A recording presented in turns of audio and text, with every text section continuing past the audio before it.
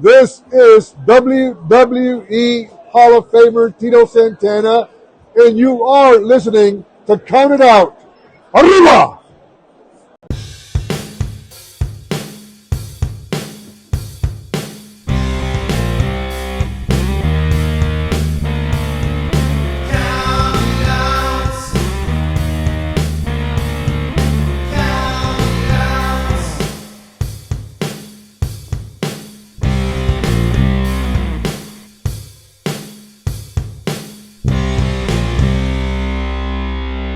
Listening to Count It Out with Mike and Tyler. Well, we are back, pals. After a 2-week break with nothing, no list, nothing new coming at you. Thank you so much for Sick Boy for coming on for 2 straight weeks. But we got to get back to the list. We got to do it. Now, I say we're back. I'm back, but I'm not with Tyler. Got to fill in here. Mike, the one and only. I know I'm usually the one and only, but this guy's the one and only. Adam Contant back in black. I would like to correct you. I believe Billy Are you not Gunn, the one and only? Billy Yes. Gunn is the one and only. Thank you very much. He is the one and only. He is the one, Billy Gunn. Thank you very much. I've really embraced this moniker as the one and only Mike, considering I think next to Muhammad, Mike is the most popular name in the world. Well, I did design you a t-shirt. All you got to do is just get it printed, sir. That's going to happen one day. So let's not spoil that, because I 100% need to do something about that. Although I must admit, I kind of prefer the Joe Hendry tribute t-shirt that I made. That's the one I'm talking about. Oh, okay. That's the one. Your Joe Hendry tribute shirt is the one that I really want to have made. I don't remember what the other one is you're talking about. But the Joe Hendry shirt is definitely something that I'm looking to get printed. It was a little cross section of 9 different Mikes in the wrestling business, all X'd out. With you in the middle, because you were the one and only Mike. That's right. There can be only one. I didn't know you were Scottish. Weird. I mean, there could be an Irish Highlander, right? I mean, anything's possible. I don't think it works like that. Well, we're going to eventually get to this list, and we are doing the top 7 retirement matches of all time, because it is the reason for the season. We got John Cena's very last match happening in just a few days. Man, the reason for the season, the reason for the year, in doing research for this list, my God, there was a lot of guys that hung it up this year. And John Cena is going to be the last one. It's either you retired or you announced your retirement. One of the two. So many people have either announced that they're retiring, because we can talk about AJ Styles, and I believe there was somebody else. I can't think of who now off the top of my head. Somebody else said they were retiring. I think it was maybe Fandango. Yes, Fandango did announce that. Yeah, I think what's Johnny Dango Curtis. What's the name he's using JDC right now? Johnny Dango Curtis. JDC. That's right. It's his initials. Johnny Curtis. Thank you. So if you didn't do it, I was gonna. If you know, you know. So yeah, a lot of people either retiring or announcing their retirements. Big year of retirements, and we'll talk about that all in the year-end show, because you're going to have to talk about that many people hanging it up in the year. I mean, Sabu did it twice. Well, is that important? True. Not on this show. No, not for this show. I always forget this isn't the last thing, Mark. Yeah. But you're getting back to John Cena. This is, we're gonna do a little homage to John Cena's last match that's coming this Saturday. So it's all lined up. Surprise, surprise. He's going up against Gunther. I don't think anybody is that surprised. I think maybe they might be a bit surprised because maybe the tournament threw some people off. Because before the tournament, we were saying on this show, it's got to be Gunther. I can't think of anybody else but Gunther. I got to tell you. And then the tournament happened. I got to tell you, though, there was a small part of me that thought LA Knight was going to pull it off. and it was going to be him and Cena in as on Saturday. And Maybe the it's reason I thought that was for two reasons. Number one, Cena and him do have some unfinished business mhm. from last year. And two, I think LA Knight, yeah, sorry, Tyler, not sorry, yeah, fits the mold of the young guy that needs to be taken to that next level with a match. I think he would fit that mold more so than Gunther. So I thought maybe they might try and pull a switch with us on that or try to like swerve us, bro. And I'm sure that the guys saying bro and people being upset with who won the tournament are going to come up a little bit later when we talk about things. But Mhm. there was a small part of me that was like, oh, I wonder if they're going to give it to LA Knight. I thought maybe he might do it. And there was a part of me that was kind of pulling for him. So I think I'll say this, no matter what, I think even though he didn't win the tournament, I think LA Knight became a bigger star through this tournament. Well, here's the thing, and because there's a certain word getting thrown around every other week, because first it happened to Dominic Mysterio, and then it happened to Jay Uso, and now it happened to LA Knight. All these guys are buried. Didn't you know, Adam?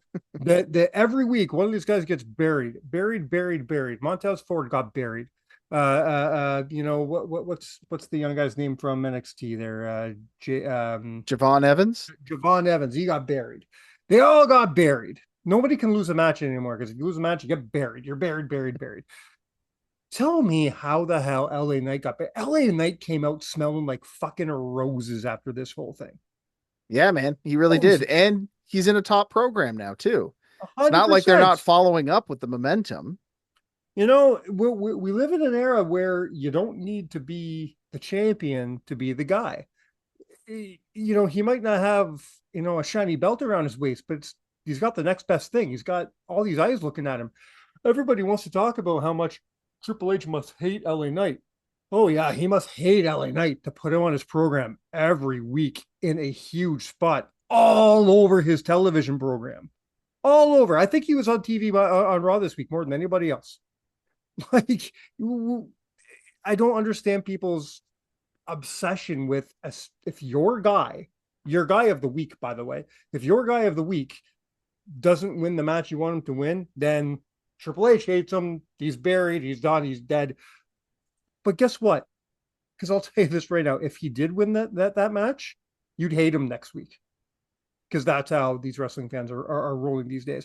Because I seem to remember that Gunther was was the dame of the ball a couple, like maybe 6 months ago.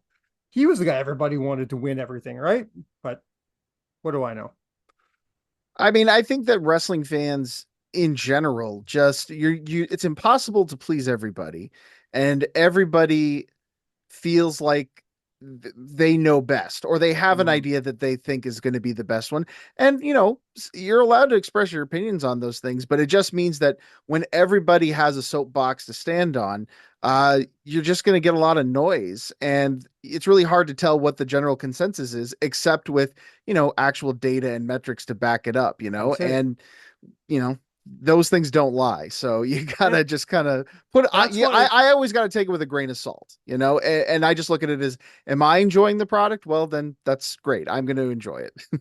And that's why I always kind of enjoyed the Vince McMahon view of this kind of thing, where he would always say, "I'm listening to the fans," and people didn't believe him. You're not listening to us because we're saying all these things on our Twitters and on our Instagrams, and you're not listening to us. But Vince McMahon didn't listen to your Twitter. He didn't listen to your to your Instagram. He listened to the people in the audience. That was when he said he's listening to the fans. Those are the fans he's talking about, and I kind of get that because at the end of the day what matters is the sound you're making on your television show.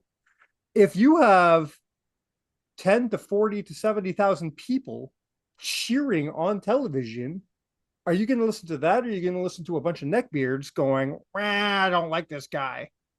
You know what I I'll mean? I'll say, I would say that Vince always listening to the fans is a debatable take. I'm but not saying he always listened, but but I'll say that he definitely did what he thought was right for business. And again, we're talking about a completely different era, however, because when you're talking about a business being led by a person with a singular vision and all the control, it's very easy to perhaps hear what you want to hear as Mhm. opposed to hearing what's actually there. Not that I'm saying it's any better here, because now instead of listening to what the audience wants per se, they're listening, they being TKO is more so listening to what stockholders say and what's going to 100%. make them the most money. Now Yeah. that's a whole other story and a whole other Yes. topic we can get into, but all I'm saying is that the point is that wrestling fans are passionate and that's a wonderful thing, but the give and take with that is that sometimes they're going to yell and scream and cry and it's going to get very annoying at times. So at the end of the day, now that this tournament is done, how did you feel about the tournament? Because I know you were a supporter of the tournament from the beginning. Yeah, absolutely. It's funny because the three of us played very different roles. You were a big supporter.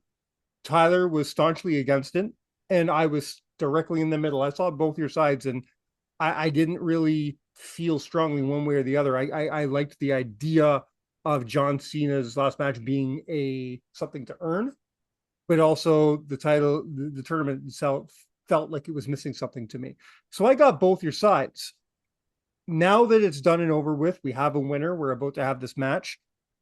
Do you still feel the way you did when the tournament was announced? And how did you feel how the tournament went through? I definitely still feel the same way. I still think that having the tournament allowed WWE to build up John Cena's last match while simultaneously allowing him to work a more substantial program to put over another guy, which Mm-hmm. was, of course, Dominic Mysterio. He spent the last month feuding with Dominic Mysterio, and that Mm-hmm. has put him over huge. So that's great. So he's made one guy in a big, big way, and now he gets to, you know, try and elevate Gunther in another way after he's gone through and done the whole tournament. As for the Mm-hmm. tournament itself, I mean, I think it went well. I mean, is it the greatest tournament of all time? No, I wouldn't say that, but I mean, I'm being hyperbolic here. I think it was fine for what it was. I definitely think they made some interesting choices. I Mm-hmm. think having two semifinals with babyface, heel was an interesting take. Didn't hate it. I Mm-hmm. thought it added a little something was a bit different. I like the surprises. I think that the guys that they brought in as surprises were guys that were close to Cena or meant something to That made Cena, sense. Yeah. either as professionally or personally. Um, and I thought it was a good chance to showcase people from Cena's past and those that would want an opportunity against him. I thought it was a good mix. Nothing special to write home about, but I mean, I think it got the job done, and I'm happy with that. I don't know what else people would want. Like, I just don't understand what else people thought this was going to be. The people, and when we say people, I'm specifically talking about the vocal minority on the internet. These people, all they really want is what we don't get. I truly feel like that. I almost feel like it's the cool thing to, and it's not today. This has been going on for years. This started with the people who started booing John Cena 20 years ago. It's always cool to fight against what you're given. And you know what I mean? So, and I was always a sucker for it too. Even when I was a teenager, I booed the faces and cheered for the heels because that's cool. You know what I mean? That's the version of that now is okay. So they want me to like this guy. I'm not going to. They want me to enjoy what Triple H is giving us as creatively. Well, what I'm going to do is, even if I truly like it down deep down, I'm going to pretend I don't, and tell everybody that Triple H is an idiot and he should be fired, and say bro 36 times in a row. Who are That you referring to? Russo actually believes that Triple H is on his way out because of his horrible booking this year. This is Eh, something he has said on his podcast. I mean, look, there is definitely folks who feel that way. Um, I don't necessarily know how much truth there is to that. I'd probably say very minimal. Um, because again, TKO isn't necessarily looking at creative decisions. They're looking at how much money did we make. Mhm. And I don't know if you've checked the stocks lately, but WWE continues to make money hand over fist and make record-setting deals, and that's what And they care about. and They I'm don't not really care about the creative unless it stops making them money. They think listen. Triple H is doing a fine job. Was it the best year creatively for the company? No, there was definitely some misses. There was definitely some things. I think he has. I do think that Triple H has a problem, getting there, finishing stories. But was it the worst year creatively for the company? Not even close. I actually really enjoyed this year in WWE. I got back to like starting with the Netflix era, thanks to the easy method of watching the television show again. I got back to watching weekly. I haven't watched Raw weekly in years. I'm back to what I've watched. I think I've only missed 2 episodes of Raw this whole year since the debut of Netflix. So that that I think to me that says something, because the fact that they were able to keep my attention for an entire year is something. I don't think the word going around right now, not only by Russo, but by Dave Meltzer and a lot of other people, the word keeps coming up: creatively bankrupt. WWE and Triple H are creatively bankrupt, and I don't believe that. I don't believe that at all. I think 2026 is going to be a very good year, because I think John Cena and Triple H together are working on setting us up for the future. I think we've made a couple stars this year. I think Dominic Mysterio is going into 2026 a fucking megastar. I think Braun Breaker is going into 2026 as a goddamn megastar. Logan Paul. You got some kids from NXT. I think are going to make big noise coming up. I think Trick Williams is going to be a big star coming up this year. I think Obafemi is going to be a big star coming up this year. And then their deals with TNA. Some of the guys coming over from TNA. I think 2005 is leaving 2006 in really, really good hands. I'd be really curious to know what their evidence is of creative that this is the WWE is creatively bankrupt. And I'm not saying that to mockingly. I mean, I'd be really curious to know what their criteria is for that. What they point to say, oh, this is proof that WWE is creatively bankrupt. Is there anything to that statement whatsoever? Or is it what I suspect, which is that they're just talking shit to get people talking? And I mean, these are the same people that still desperately hang on to an era that gave us uh, the birth of hands and people eating dead dogs. You know what I mean? Like they desperately cling on to this attitude era that gave us some of the worst fucking shit in professional wrestling history, creatively, but also gave us some of the most fun stuff in professional wrestling history. And I wish they would stop and think about this era of professional wrestling where, yeah, it's giving us some kind of shit, but it's also giving us some really fun stuff. Dominic Mysterio has made me laugh and jump and everything all year long. It's not going to come to anybody's surprise when I talk a lot about Dom Mysterio on the year-end show. I think that man is going to be one of the biggest superstars in WWE history for the next 10 to 15 years. I really do. Well, And he was my favorite part of this year. well, he's certainly got a bright future ahead of him. I think there's no question about that. I don't think anybody can question that. And that little nod at Survivor Series, when Liv came out and did the little nod, the homage to his heel turn at Elimination Chamber, that was just creatively bankrupt my ass. Someone came up with that, and I love that. I loved everything about that. That was so good. I had a lot of fun with the John Cena Dominic Mysterio match. It was probably one of Mhm. my favorites of the year just because I felt like it was just a fun babyface, clear-cut babyface versus heel Mhm. encounter. They tried to do a lot of stuff to try and keep the fans entertained during that match. The crowd was into it. Yeah, I really enjoyed that match quite a bit. Now that might also just be me getting older and my taste being, a little bit different as I age, but I did have a lot of fun with that match, quite a bit. I enjoyed it. So before we get into the list, I want to ask you about one more thing, and I apologize for putting you on the spot because I did not warn you that we were going to talk about this. That's okay. But I don't know if I'm going to talk to you again on air before the year end show. So I want to get your take on something that Tyler and I have been very vocal about over the last few months, and that's the NXT TNA relationship.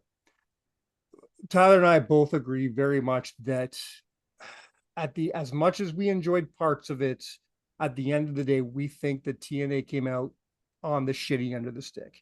The TNA did not win in this merger by any means. How do you feel now that we're at the end of the year? I'm not saying we're at the end of this merger because I believe it was a 2-year contract. Um, we're not at the end of it by any means, but do you feel that TNA came out looking just as good as they were coming in to this relationship? Houses are up, pay-per-view buys are up. They just signed a deal with AMC. Okay. I How mean, that's all can very fair. Yeah. how That's all how very can you fair. look at anything from the past year that TNA has done and say that they're not a success?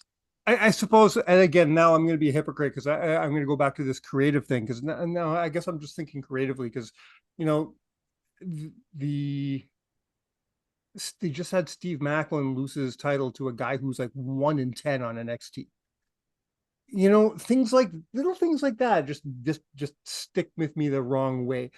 The ending to the what should have been could have been match of the year at Bound for Glory.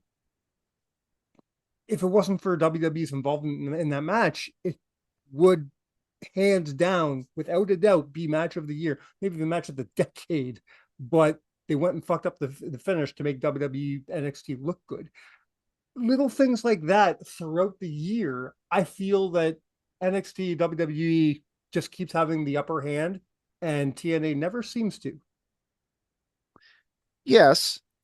However, I would say that looking at the dynamics of the relationship, WWE being the largest, most powerful global entity in professional wrestling is always going to have the power in the relationship.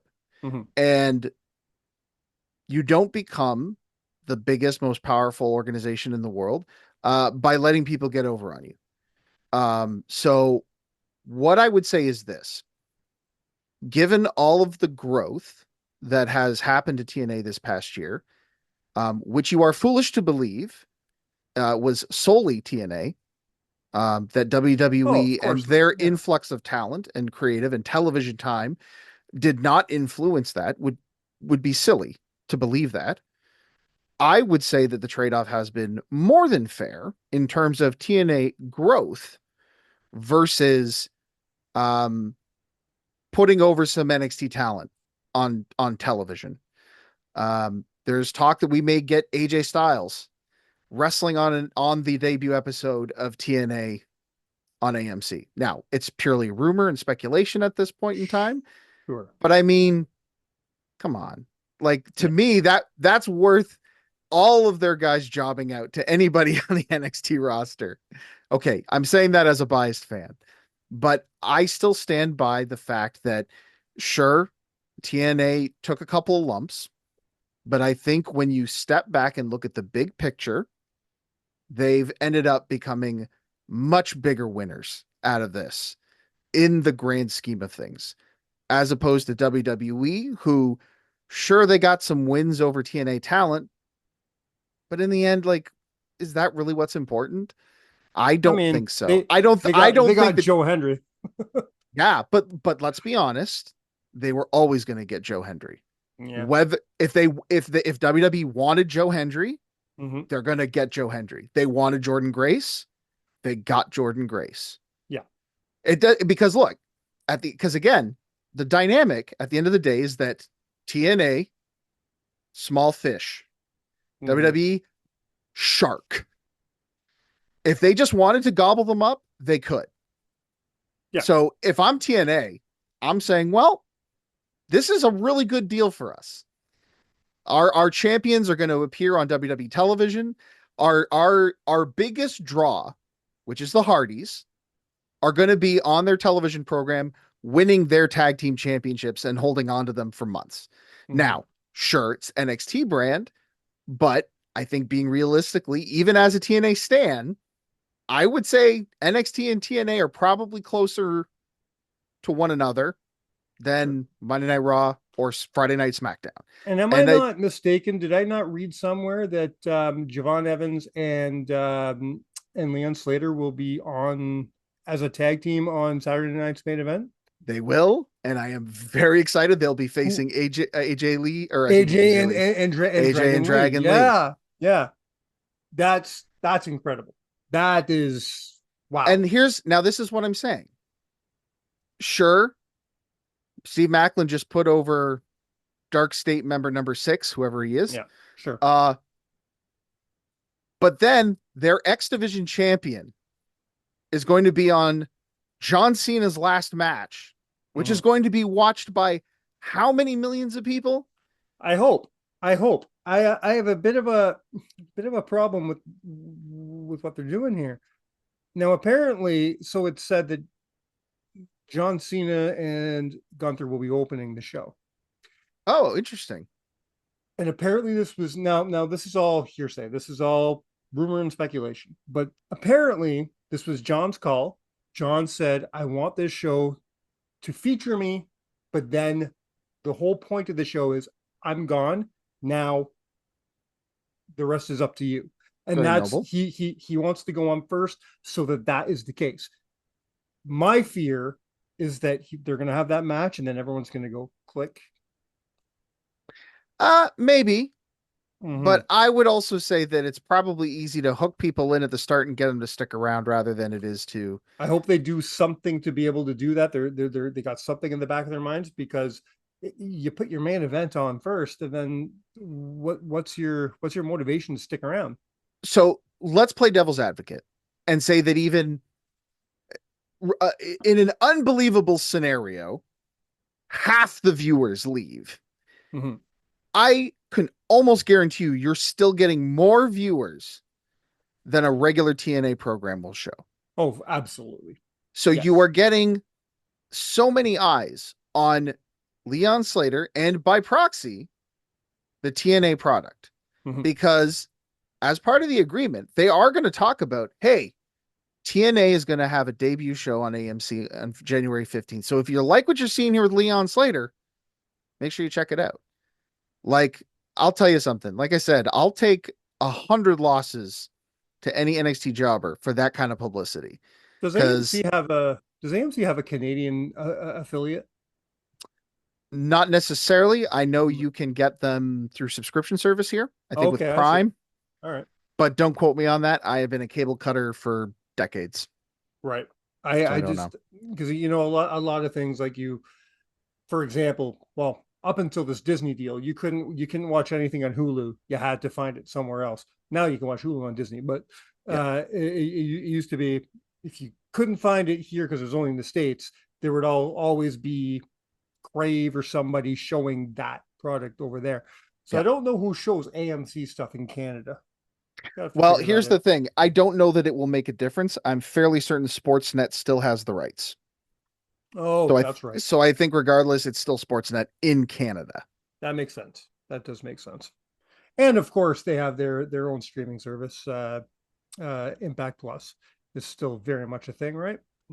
Yes, it is. All right. Do you have anything else before we hit this list, my friend? Absolutely not. Let's get into it. Like I said before, we are doing the top 7 retirement matches of all time. Now I'm going to hit some criteria here because I'm going real broad on this one. Boy, howdy, did you ever, man. You just kicked the door open to this. Let me pull back the curtain a little bit. I asked Mike for some clarification on this a couple days ago, and I said, okay, man, so let's clear this up. Is this retirement matches in which we know going into it, one person is retiring? They've announced the retirement. Is this matches where someone's career is on the line? Or is this a match where it's just their last match and maybe they didn't even know it? And what did you say? You said, oh, all of them. All of the All of above. them? All of the above. Mike, Yeah. why would you open yourself And up to this? because I thought for sure that there was going to be certain matches, like you said, where it was their last match, even though they didn't know it was their last match, that was going to make my list. The funny thing is, when I start my list, you're going to find the majority, if not all of it, is booked retirement matches. And by the way, also, this also opens up the door for another subcategory of this, which includes matches that didn't end up being last matches, even though we thought they were last matches. Well, that's the list anyways, because every retirement match is not a retirement match. Every last match is not their last match. I have a discussion with Tyler earlier today. He says to me, he goes, "Are you watching any Terry Funk for your list?" I said, "Well, I can't not watch the king of retirement matches for a retirement list match or match list." And I said, "Here's the funny thing." And I sent him a list. I said, "How many retirement matches do you think Terry Funk had?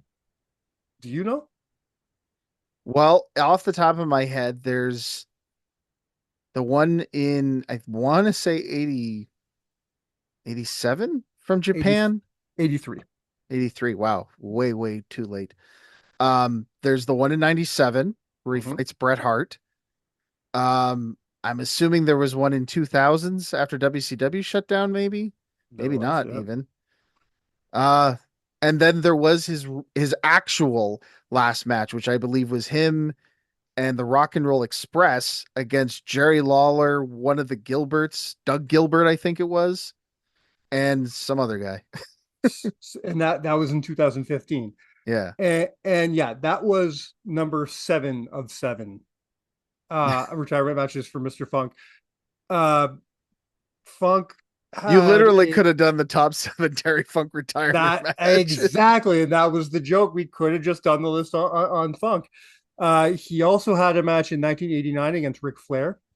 Was that a retirement match? Here's the thing: they didn't advertise it as one, and Funk didn't know it was one until it was over. That's too funny. Then, of course, his match with Bret Hart in '97. He had a retirement match with Sabu in 1999. Okay. Now, I cannot find this match. I have no proof that this match even exists. But apparently, in 2005, Dory and Terry had a retirement match against America's Most Wanted. Oh, and okay. It was their careers versus AMW's titles, and AMW won. I can't find this match anywhere though, so take that with a grain of salt.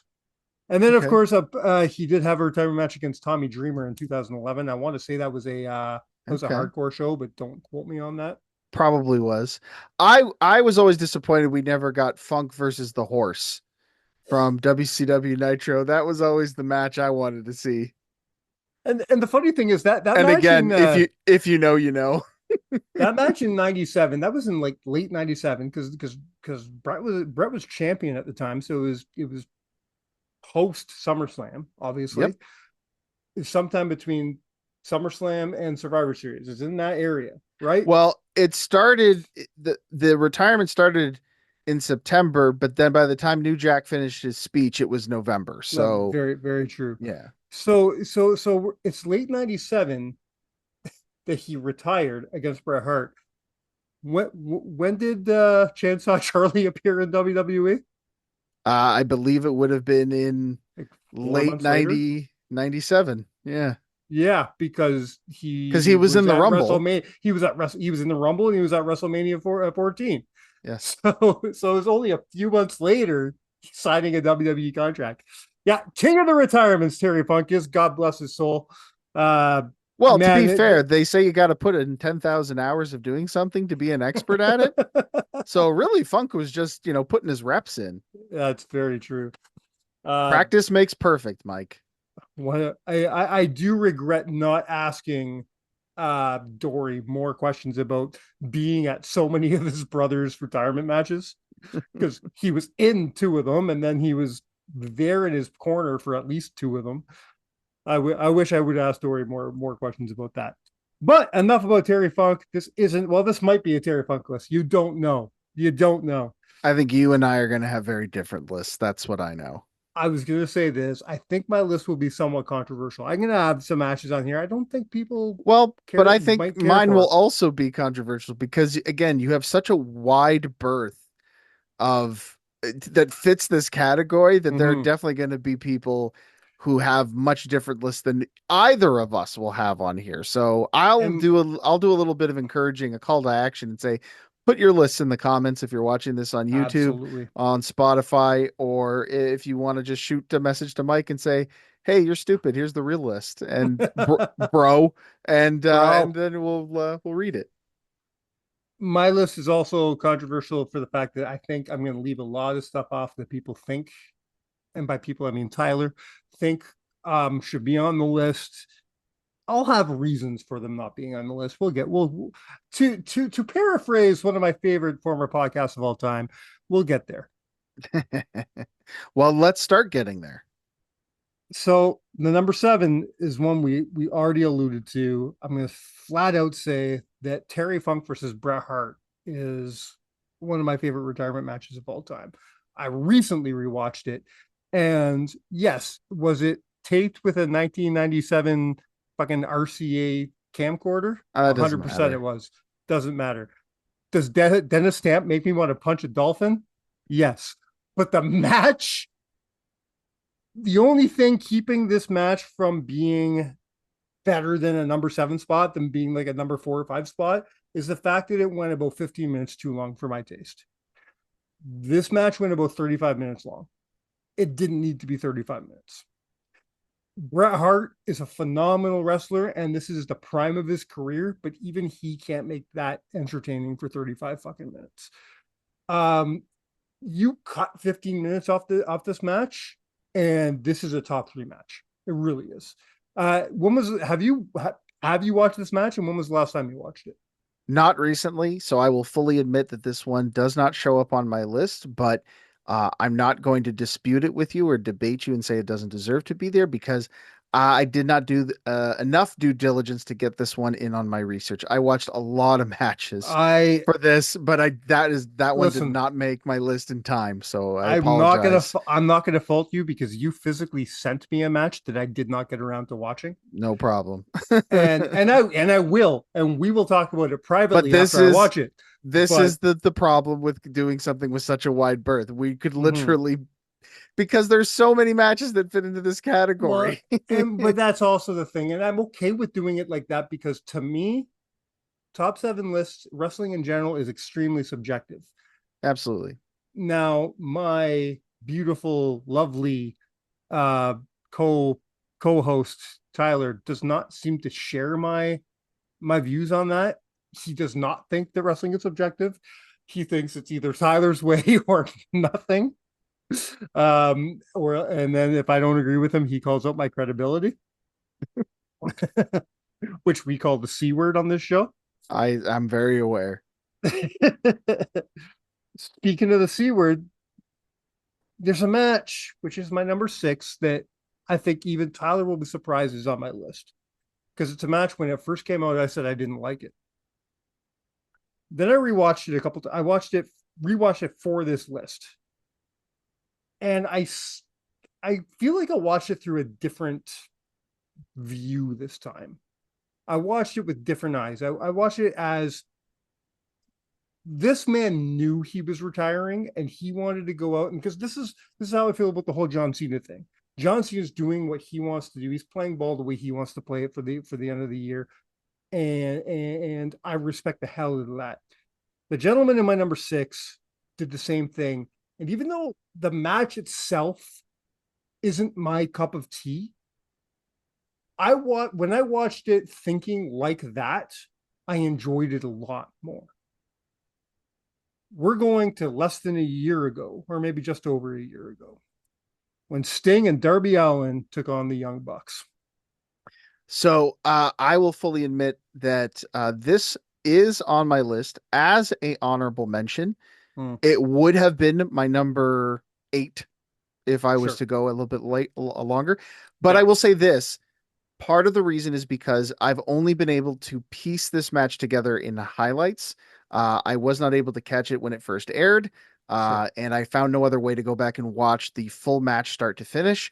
So, but I will say this, I think it does go to show how impressive it is that a match, only watching the highlights and clips of it in pieces, fan cam footage mostly, Hmm. I would still put this in a top 10 list of the retirement matches I saw. And I think that, they took a lot of risks in this one. There's some incredible athleticism and some great spectacle on display.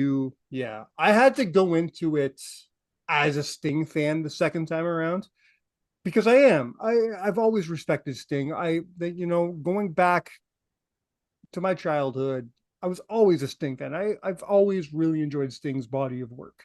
Um, he's one of the reasons I was able to stick through WCW or not, stick through TNA when TNA was giving me nothing else to watch. At least Sting was giving me some stuff that I'm like, okay, that's entertaining. I've always been a Sting guy. So when this match happened, unfortunately, I didn't allow the Sting fan in me to watch the match. The man who watched that match was the guy who doesn't care for Darby Allin, the guy who can't stand the Young Bucks, the guy who doesn't enjoy AEW. That's who watched that match initially. When I rewatched it, I had to just reset myself, be like, go into this as a Stinger. Go into this going, you respect Sting, respect the fact that he wanted this for his last match. And I enjoyed it a lot more the second time around. I still don't enjoy Darby Allin's style of wrestling. I don't. Do I understand why people do? Sure. 100% I do. I get why he has a following. Do I understand why the Young Bucks have a following? No, not even a little bit.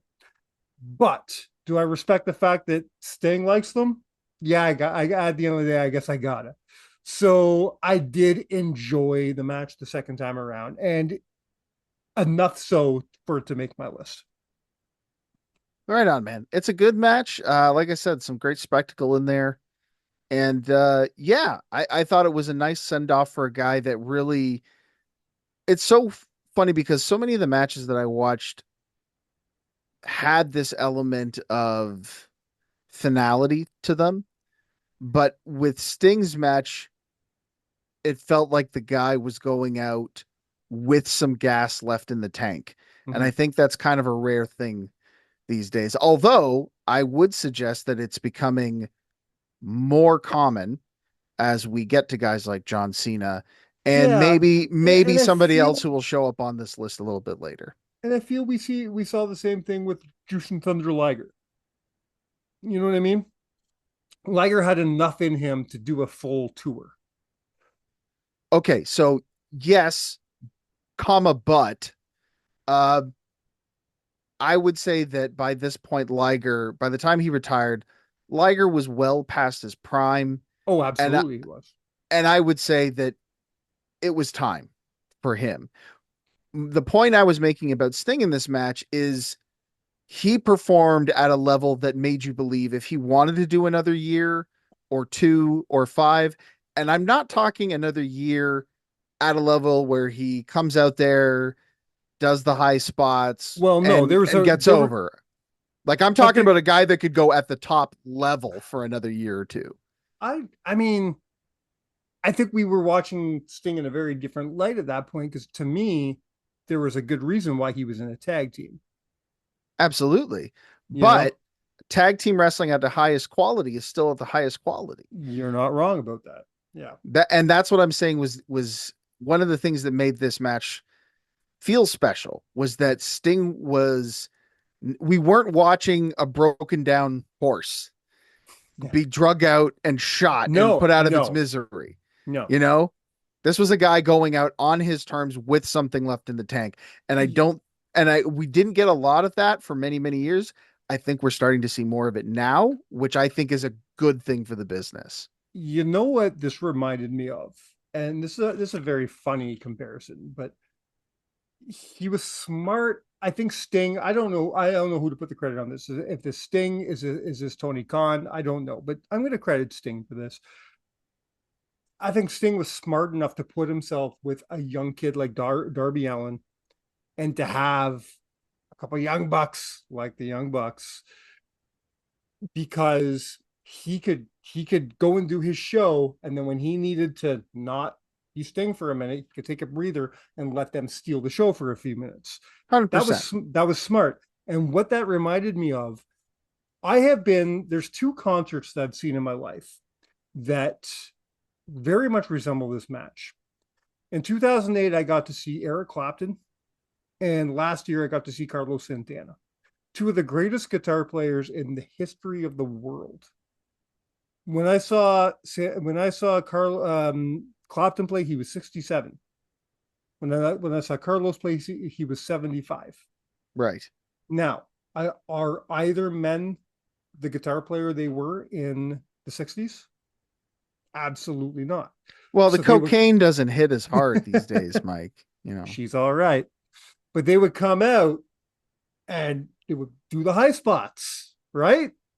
They'd play the solos, they'd do everything, and then sit down for a minute, let a young whippersnapper come up and fucking shred, and then they'd get back up and play. They would let the younger guitar players come up, or drummers. In the case of Santana, he had a phenomenal drummer in his band who would just take over at some parts. He also had an amazing bass player that would do like a 5-minute bass solo. So he would give those parts over, and to you as a in the crowd, you're thinking, oh, he's showcasing them. You're not thinking he's taking a break.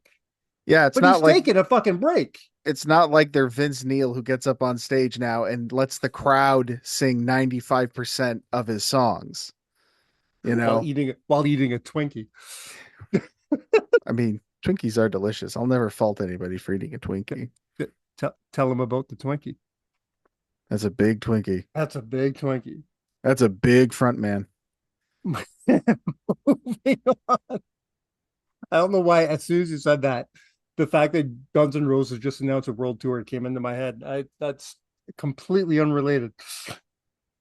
Moving on to my number 5. We are back talking about the man. So sorry, 5. You're right. 5. Yeah, 5. I can't count. We are back talking about the man who proved that retirement is not forever. Another Terry Funk. Amazing. Forever. We are going to the night that historic promo took place. New Japan. I'm not going to pretend to be able to pronounce the name of that arena or that city, because that's not happening. It's all I said New Japan, which is very wrong. All Japan. It was All Japan Wrestling in 1983. How insane is it that at the age of 44, I'm 44 years old. I was 2 years old the first time that Terry Funk retired. That's insane. I was but a glitter in my father's eye, so no worries. Yeah, we got the Funks, friend of the show, Dory Funk, cheap plug, and his brother Terry taking on Bam Bam Terry Gordy and Stan the Man Hansen. Again, I'm going to ask you the same question. When was the last time you saw this match, and what are your memories of it? A couple months ago, and just the intensity is a big thing. Yeah. One of the criterion that I had in putting together my version of this list was emotion. Big part of it, and emotion was on full display during this match, and it was in the impact of their moves, and also just in the presence that these 4 guys had. You could tell that night meant a lot to them. 100%. And of course it came off in that promo as well. You want to talk about emotion? That's why. Now, I said this on the show a few months ago. Excuse me. My criteria when talking about a match doesn't start when the bell rings and end when the bell rings. This isn't MMA. This isn't boxing. This is art. This is cinema. This is theater. So to me, a match starts when the entrance music hits and ends when the fucking when Paul Levesque's name comes on the TV. You know what I mean? The after match kerfuffles, that's part of it. The entrances, the grandiose, everything counts towards the match, which is why my number 4 is in its position, because you want to talk about emotion. This match had emotion, and the emotion didn't stop when the bell rang. The emotion continued on. We're going back to WrestleMania 7 and talking about Ultimate Warrior versus Macho Man Randy Savage. This one made my list, different position, but is definitely on there. Absolutely tremendous showing from everybody involved. That includes Savage, Elizabeth, Mm-hmm. Warrior, and Sensational Sherry. And Hebner. Yes, and Hebner. Give it to Hebner for this, because he did some phenomenal work in this match. So I'll tell you real quick the stuff I liked about it. Both in this matchup, both of these guys were fighting as if their livelihoods depended on it, which it Mm-hmm. did. That's Which the it did. story of the match. Exactly. Yeah. You had Savage pulling out every trick in the book to try and win. You had a great story told between these two guys. Savage knowing that he couldn't beat the Warrior, and Warrior absolutely dominating until uh, he couldn't get the job done. And you have this great moment where he's staring up at the heavens and looking at his hands, and Yes. he's doubting himself. Mm-hmm. Um, What great storytelling in that spot. It's one of my favorite well, parts of that match. and it kind of made me realize something a little bit too about the kind of wrestling I've come to really enjoy, Mm-hmm. and more so what I miss from old from that era of pro wrestling, which is the high drama of it. I know sometimes that people make fun of pro wrestling as like, oh, it's a big soap opera, but I think I kind of miss Which the grandioseness of it, yes. the Shakespeare of it. Yes. And this match was Shakespeare. Absolutely was. Of course, you have to mention the reunion between the Macho Man Of and course. Elizabeth. And this is what I'm talking about, because to me that's part of it. That's all part of the story. It's all part of the emotion of it. What a beautiful spot. You know, people have a problem somehow with long-term storytelling these days, but to go from a story that started 3 years prior to go to this spot right now, and to not end it, because now they go into the marriage storyline and the stuff with Jake the Snake and stuff like that, but to end that part of it and start a new story.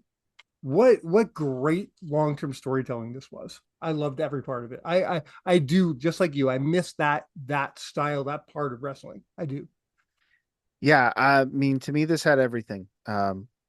Great in quality ring You work, Oh, um, great rework. What high emotion. I would easily say a top 3 Ultimate Warrior match. Absolutely.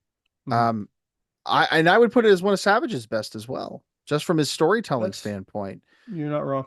His emotions, the emotions involved in the match, and that X factor of the Elizabeth stuff afterwards. Um, this was my number one. Wow. Um, Okay. I'm not, and I yeah, definitely won't argue with you on that, it took me because by this surprise. this was I never was going to be not a ex- number one. I was never expecting it to be this high on my list, and I was No. like, I don't know if it's even going to make the list. And yeah, after I watched it, I was like, wow, that was a journey. Like it was a Yeah. journey from start to finish. And at the end of it, when I was done watching all the matches, I was like, yeah, I don't think there was one on there that I enjoyed and felt more connected to Mm-hmm. than that one. And look, that could just be my nostalgia talking. It is a hell of a Nostalgia is drug. a hell of a drug. It Yeah, that's is. it. So And there's nothing wrong with that. that could be it talking, but I still think it has all the qualities that make up I think a really nearly perfect match. So I'll give you a little peek behind my curtain. After I watched every match on the list of potential candidates, I gave each one a ranking out of 10, and this match got a 9. out of 10 for me. There was only one other match on my list that got a 9, that got this high for very different Wow. reasons. And I Okay. don't know if we'll get into it, but for very different reasons. But this one immediately, as soon as this was like the fourth or fifth match I watched as well. And there was Okay. some really good, well-known matches that I'd watched before this, but at the end of Mhm. this one, I was like, nope, this one blows all of those out of the water. This one's like a 9. So that So this shows you was, how much I love this match. and I'm definitely not going to argue with you. After rewatching this match, I can't wait. And I know I always go back to this, but I can't wait to show this match to my son. Because one of his favorite matches to date is the WrestleMania 4 match. He loves Hulk Hogan and Randy Savage. The story, because I showed him clips of the entire um, Mega Powers exploding arc. You know what I mean? He knows the whole story. So for him to be able to see how him and Elizabeth get back together would be very cool. I can't wait to show him this match. Can I mention two more things real quick? Because Yeah. just I want to just my last chance to gush over this match because I don't know when I'm going to get a chance to talk about this match again.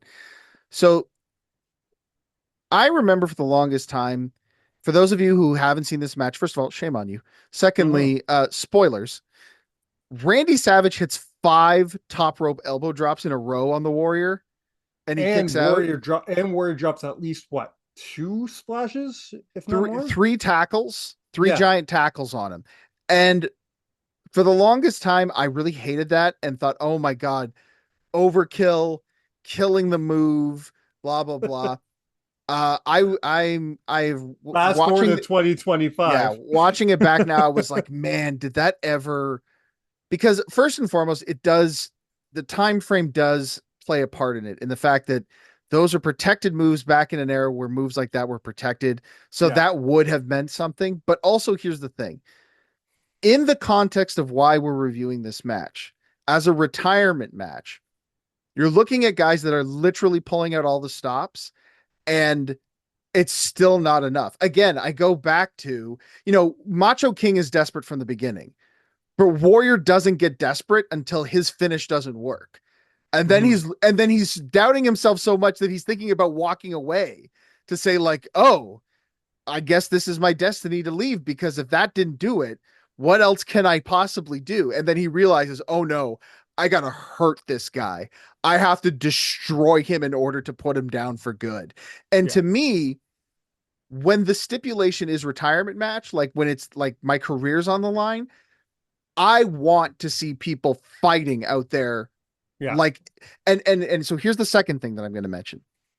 It's a little thing, but sometimes the devil is in the details. And this is why it's my number one compared to the other 9 that was on my list. Okay. Okay. Warrior's outfit and Mm-hmm. the airbrushing on his tights, where he's got the WWF championship. And on the back, it says, even more important than this. And it's a little detail, but it's another way to tell the audience, this is an important match. This means so much because it's my career we're talking about here. Mm-hmm. Um, and yeah, it's just all those little things that really add up to it. And yes, it's melodramatic, but I loved it so much. And And it did make me realize how much I missed the melodrama of professional wrestling from the 90s and 80s. two things before I move to my number three, my number three.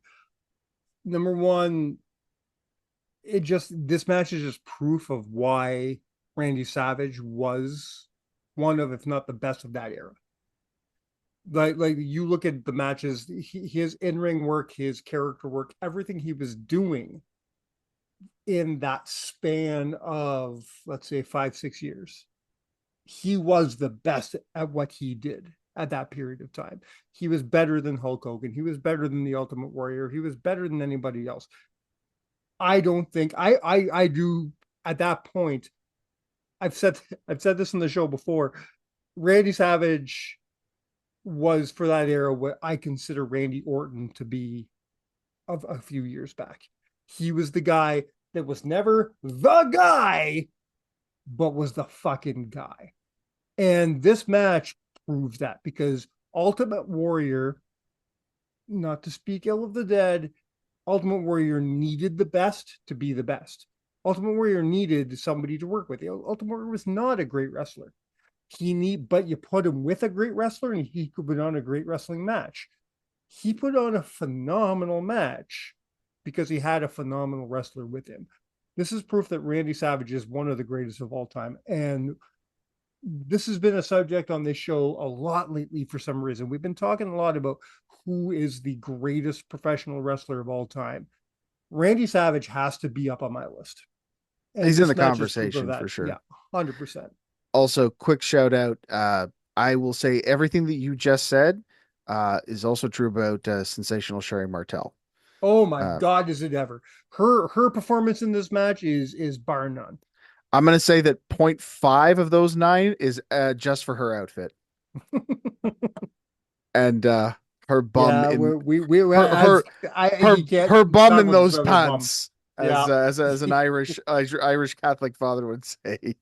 The second thing I wanted to talk about was not Sherry's bum, but I'm glad you brought it up. Was the fact that I missed this. I missed the retirement match gimmick, because it's not a gimmick anymore. You don't do. When was the last time you saw? Okay, you two are going to fight, and whoever loses has to retire. It's not a gimmick anymore. Now it's, hey, this is Kurt Angle's last match. Is he going to win or is he going to lose? This is Goldberg's last match. Is he going to win or is he going to lose? This is John Cena's last match. Is he going to win or is he going to lose? Listen, Gunther can say all day that he retired these guys, but they were going to retire if they won or not. So to me, these aren't retirement matches. The concept of a gimmick retirement match, I always loved. I'm sure there's been one since, but the closest thing I remember to it was Matt and Edge in a loser leaves town match like 15 years ago. Not even town. Loser leaves Raw. Just get out of the Loser brand. leaves Raw. Yeah. I miss that as a gimmick. I miss, saying, listen, this guy's on his way out. Let's give the fans something and say, hey, one of these guys is leaving. Who's it going to be? Well, I would say that the closest thing you've got to that would be Feast or Fired. I do love that. Carlos, if you're listening to this, bring back Feast or Fired, please. Mm-hmm. I don't care if it doesn't make any sense. Just do it, man. It's so fun. So like I said, this wouldn't. I'm so happy it made your number one. I can see why it made your number one. It would not have made my number one. No, clearly it didn't. But you're gonna be under some real scrutiny now from me. But it could have been my number 3, because my number 3 and my number 4 were extremely interchangeable. They went like this. One or the other. It was a Rolodex. So I'm gonna call this my number 3, but it could have been my number 4. These matches just rotated for me. But we're gonna go. I'm trying to remember the year 2000. And you already know what I'm talking about, and you're not happy. No, I'm not unhappy. Okay. Nothing I'm going to say is going to beat Savage and Warrior for you. Right. But be that as it may, we're going to go to Triple H versus Mick Foley. Again, a very, very, very, very short-lived. You could tell that Foley was a Terry Funk fan, because this was a very short-lived retirement. But in defense of Foley, he's always gone on record as saying he went into the match completely intending it to be his last, and then he got a call saying, "Hey, we want you to wrestle at WrestleMania," and he's like, "Yeah, I'm not gonna say no to the main event of WrestleMania and a big payday." But this match, to me, is very important. Part of the reason it's my number 3, and we've talked about this as being an important match, because to me, this match put a certain man on the map, and that man was not Mick Foley. Mick Foley is not solely responsible, but is extremely helpful in the building of one of the most important men in professional wrestling today.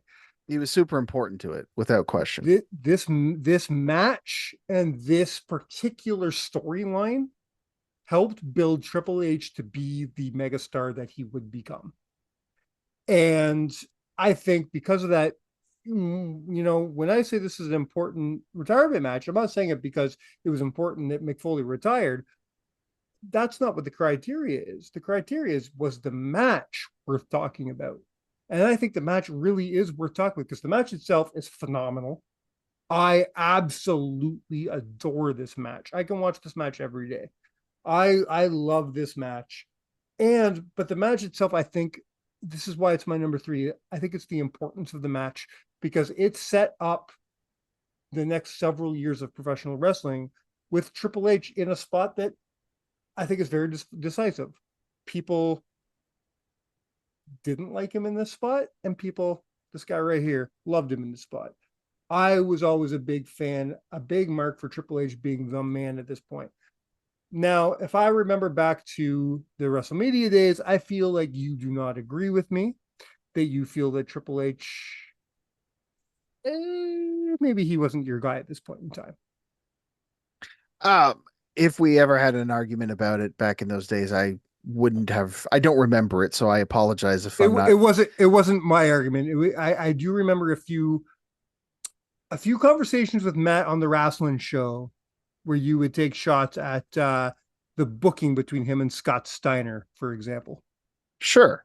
Yeah. Well, I mean, there's a lot that could be said about that time frame and the booking Right. of him during that period of time. I have a lot to say about this, so if you have anything else you want to go. I want you to go for it. I'm very interested in hearing. This was the one match I really wanted because I didn't know how you were going to feel about this. I had an idea about all the other 6. I have no idea how you're going to feel. It could be. I have a feeling it's going to be extreme one way or the other. You're It either going to is. love this or you're going to hate it. And I don't know where you lie. It is. This is the other number 9 that I gave. This is my number 2 on my list. Okay. But I love this match for completely different reasons than you do, which is probably the sign of a really good match. So I will agree with you. First and foremost, this is a great match. I think it gets overlooked and underappreciated even at the time that it first happened. And I think that the reason is because inevitably it is compared to Hell in a Cell 1998, which this isn't. However, it is a lovely tribute to 1998 in the same way that the barbed wire 2x4 is a lovely tribute to Kawasaki Stadium, in the same way that this entire match is a tribute to the career of Mick Foley, which is why I like it so much. And why it's superior to Hell in a Cell 98, as far as I'm concerned. I would say so as a match. Yes, absolutely. Yes. But because 98 wasn't a match, it was spots. This wasn't spots. This was a story. It was. And I'm saying particularly in the context of what we're talking about, which is a retirement match, right? So this definitely has great action from start to finish. It's a great match itself, as we talked about. There is a lot of emotion into it. We talked earlier about guys having intensity when they're fighting. Both these guys incredibly intense. They are telling a story, the story of Jack wanting to get to the top of the cell so he can throw Triple H off of it and trying to find a way to break through the cell, which is awesome. And then there's an X factor. And to me, the X factor and the thing that puts it over the top and puts it in the number 2 spot, my only number 9 grade on this, is the fact that this whole thing is structured as a telling of Mick Foley's journey. It is literally, this match is a tribute to his career. There are things that are done throughout this entire match that are clear nods to his past and the things that he has done and accomplished in his time in professional wrestling. So while it is not a career versus career match, where really the threat is only on the one man, what I like about this particular retirement match is that it is completely focused on the guy that is retiring and is a tribute to him. and it is done so well as to highlight everything that you would need. If you needed somebody to understand the career of Mick Foley in a single match, this is probably a good one. Now, I want to make sure that I'm not being misquoted or misconstrued here. I'm not saying if you're going to show somebody one Mick Foley match, show them this match. I'm saying if you were given a nearly impossible task of saying, show people one match that tells the entire career of Mick Foley, this is probably as close as you're going to get to it. So in terms of a farewell and a send-off, I think they nailed it. They hit a home run out of the park here. And I don't think there's a single match that I watched that did that better. So that's why it got the other 9, and it's my number 2.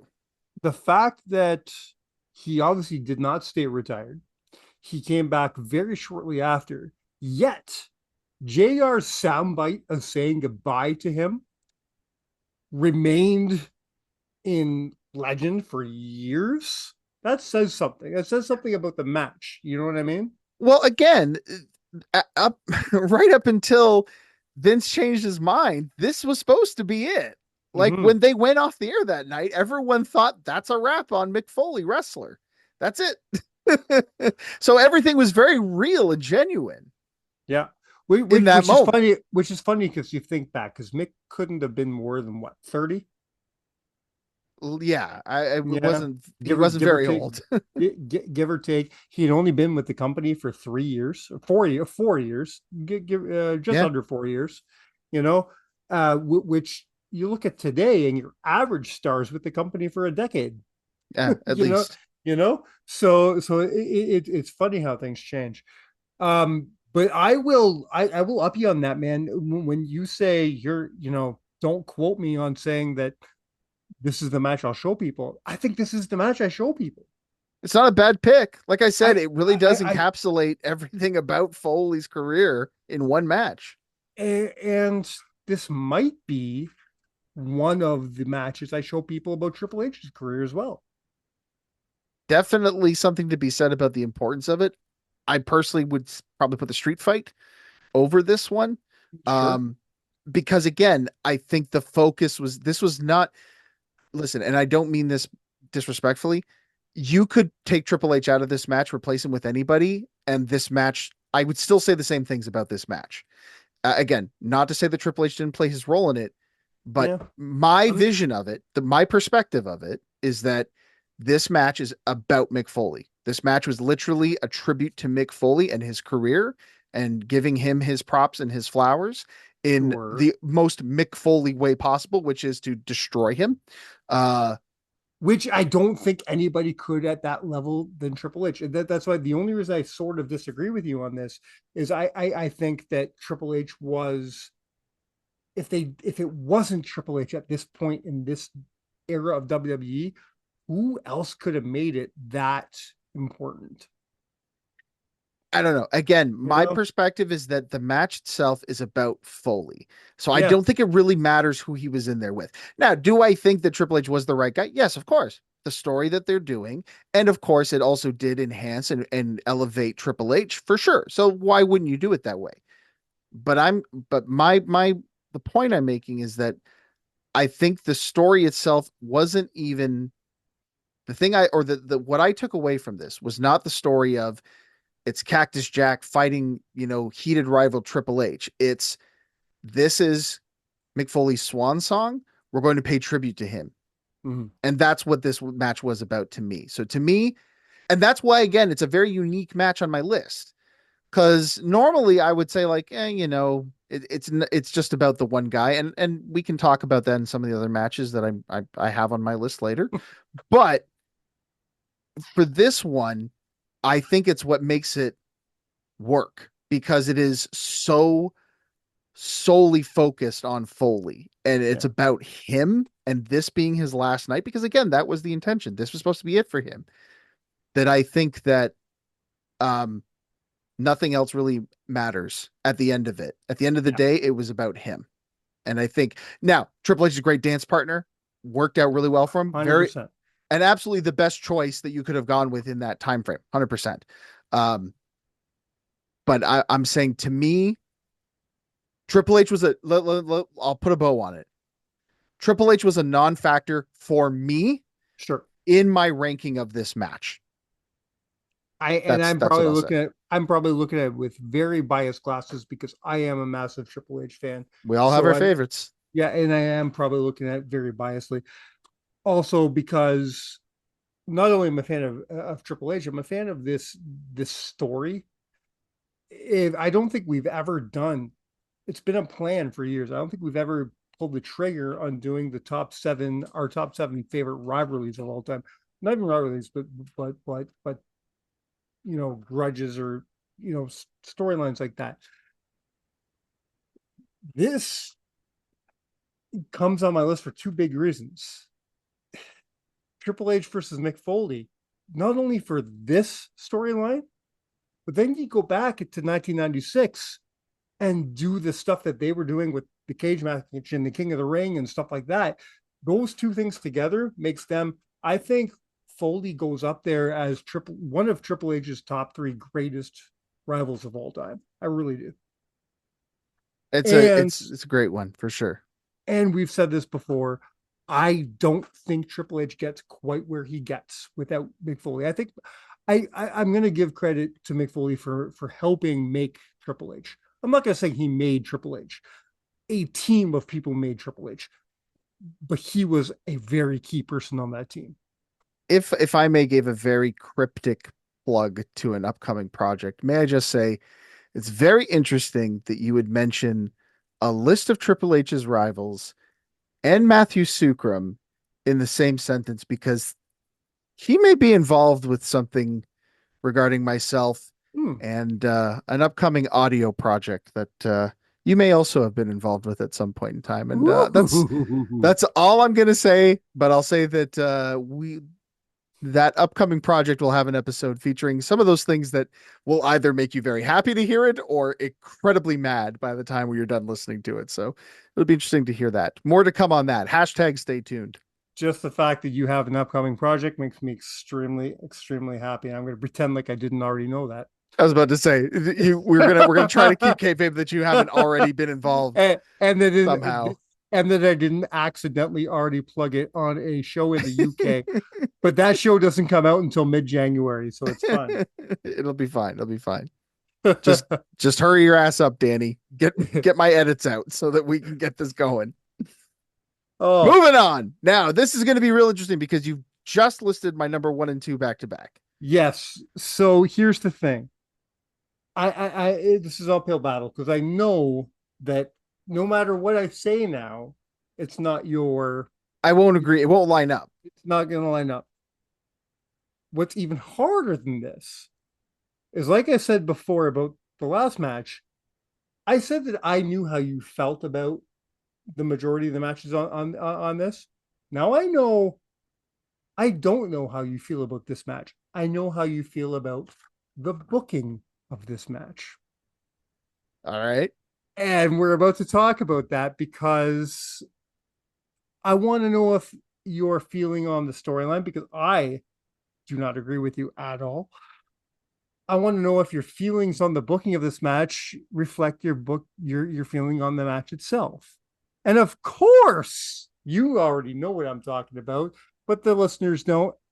And they should know that I'm talking about WrestleMania 24. We're talking about the Heartbreak Kid himself, Shawn Michaels, taking on Ric Flair in Ric Flair's last WWE match. Now, I'm going to pull the curtain back. This story goes back to what year was WrestleMania 24? 2008. 2008. Okay. This goes all the way back to 2008 when you and I would chat on ICQ or MSN or whatever the fuck it would be. And I would be like, man, WWE's on fire right now. They're doing some great shit leading to WrestleMania. And you're like, the booking for this Michaels Flair shit is garbage. And I could not disagree more. And in 2025, I still can't disagree more. I loved everything about the storytelling of this. I love this match. I love the story. I love everything about it. We're finally, after 20 fucking years, we're going to talk about this. I'm interested to know. I know, and I get, I don't agree, but I get major issues with the booking getting to WrestleMania. But I want to know what you feel about the actual match itself. But let's start with the booking. What was your problem with the Ric Flair versus Shawn Michaels book? So my biggest issue with Flair and Michaels, the build up to their match at WrestleMania 24, was that it was very repetitive. First and foremost, it starts with, Mike Flair saying that he wants Michaels, he wants the best, and Michael says, no, no, no, I don't want to do it. And that essentially plays out week in and week out for weeks and weeks until the week before WrestleMania, where suddenly Michaels gets fired up at him for no damn good reason. So to me, there was so little story and so little build behind this. It was just one guy saying like, hey man, fight me, and him going, no. And then just suddenly changing his mind to go, yeah, you know what? Okay. Okay. Roy Woods Jr. has a great bit about Street Fighter. It's one of my favorite comedy bits where he says, I love Street Fighter because there's no princess, there's nothing to save. It's just two guys in a fish market going, hey, I heard you was talking shit. Would you like to fight? And the other guy going, yes, I would. Would you like to come back later tonight? No, let's just do this right now during normal business hours. And to me, the build to Shawn Michaels, Ric Flair felt like that. It just didn't make a whole lot of sense. And 20 years later, you still feel the same? I absolutely do. I thought that there was so much more that could have been done with this to build tension, and it just didn't feel that way at all to me. Now let's get to WrestleMania 24. You watched the match. You're sitting there. You're sitting there. You're watching the match. Are you able to put away those biases and enjoy the match, or do you still feel always like the match is losing? Okay. No. I've never had a problem with Michaels Flair the match because I knew everybody knew it was going to be an incredible match. So why is this not in your number one or two? Because this is one of the greatest matches in either one of those men's careers. So I'm glad you brought that up. Okay. So number 4 on my list, all right. An 8.5 on my score rankings.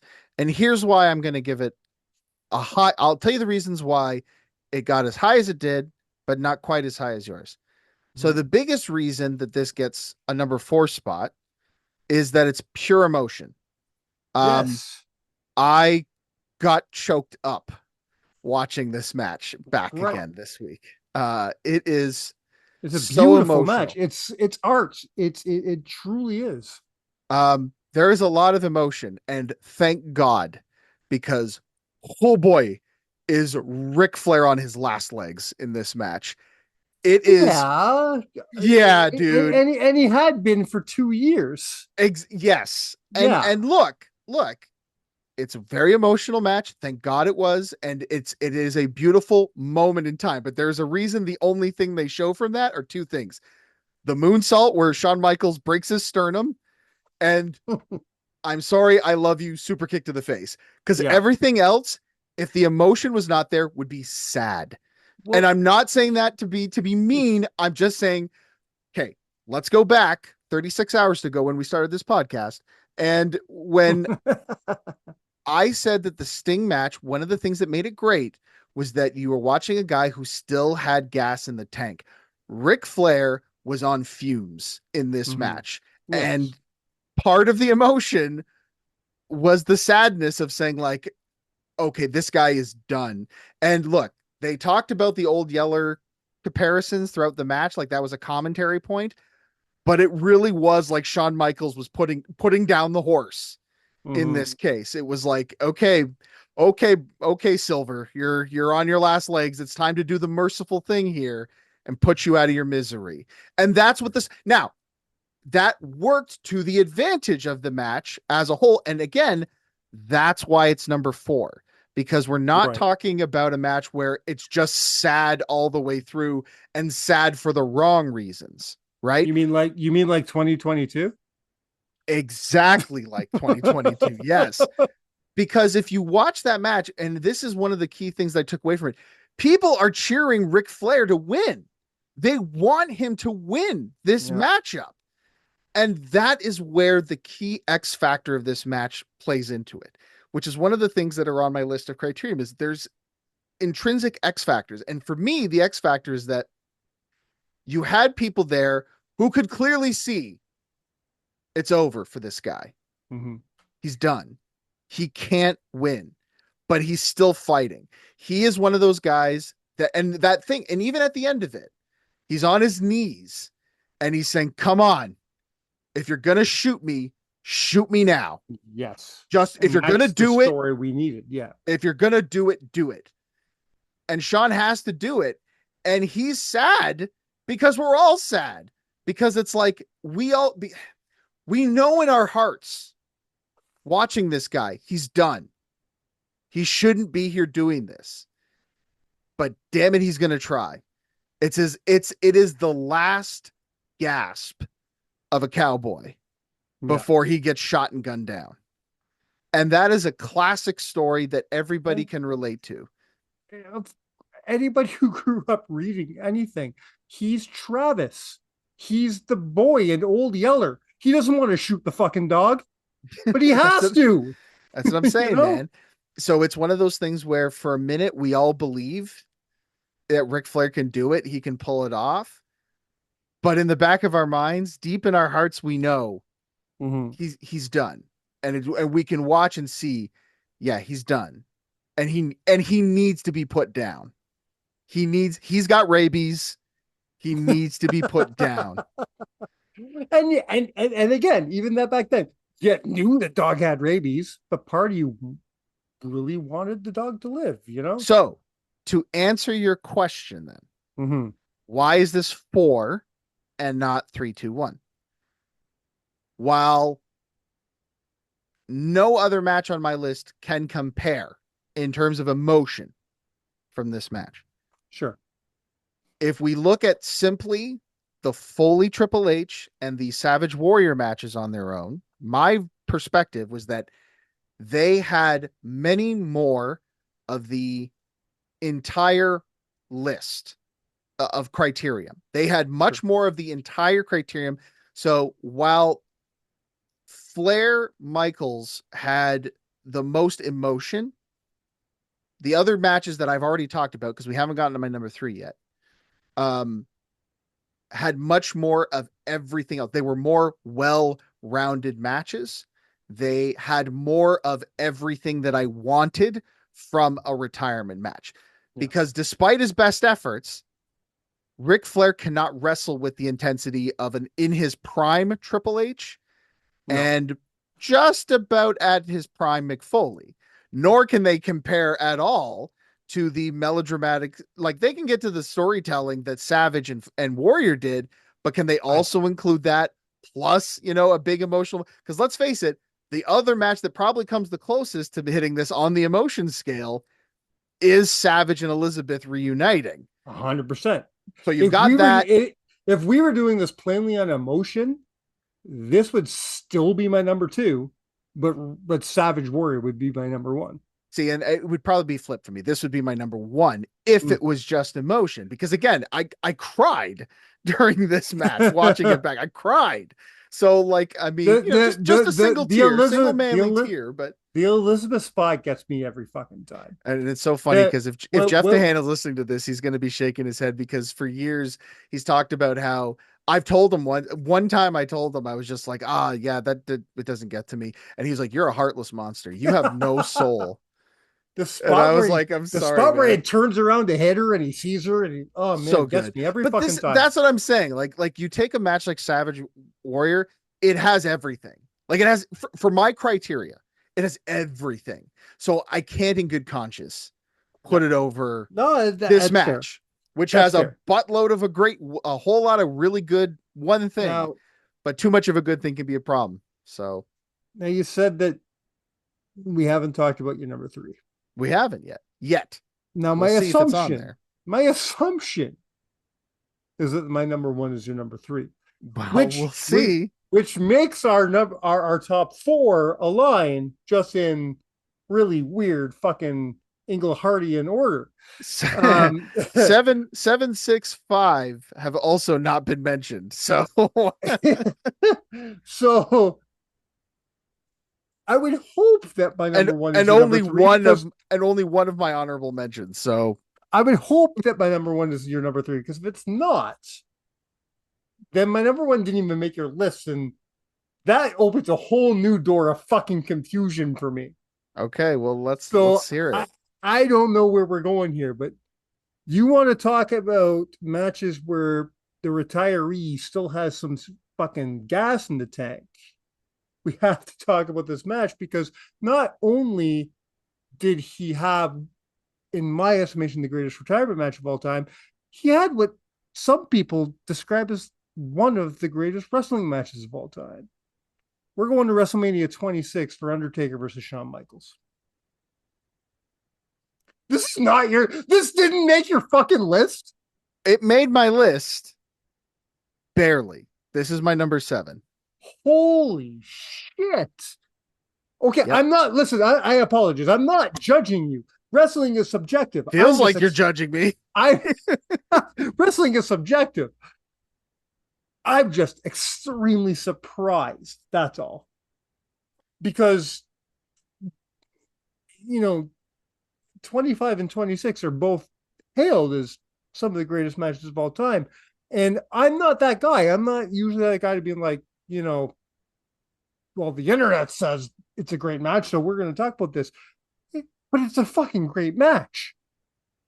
And I do consider it to be the best match of the 7 we've discussed today. So we need to discuss this. I'm so very, very, very curious to see why this barely made your list. So here's what I'll say. I will present my argument as to why it was my 7. Okay. And then let's see if you can change my mind and convince me why this is the best retirement match, better than everything that we said before. This match has very good in-ring quality. You've got 2 of the best workers of all time. No question about it. And for my money, they put on a very good main event match for WrestleMania. But I'll tell you something. I did not feel the emotion in this match like I did in the other ones. I felt like they were both trying to win a match, but I never once felt the importance of this match. I never felt like either guy was pulling out all the stops. I felt like this was a match that they were doing. Okay, so I felt they kind of played this one safe, to be honest with you. It felt like I felt like they were pulling some of their punches, especially when you look at it compared to the WrestleMania 25 match and you see like those guys were out there trying to steal the show. Yeah. And this match felt like we're in the main event. We're saying goodbye here.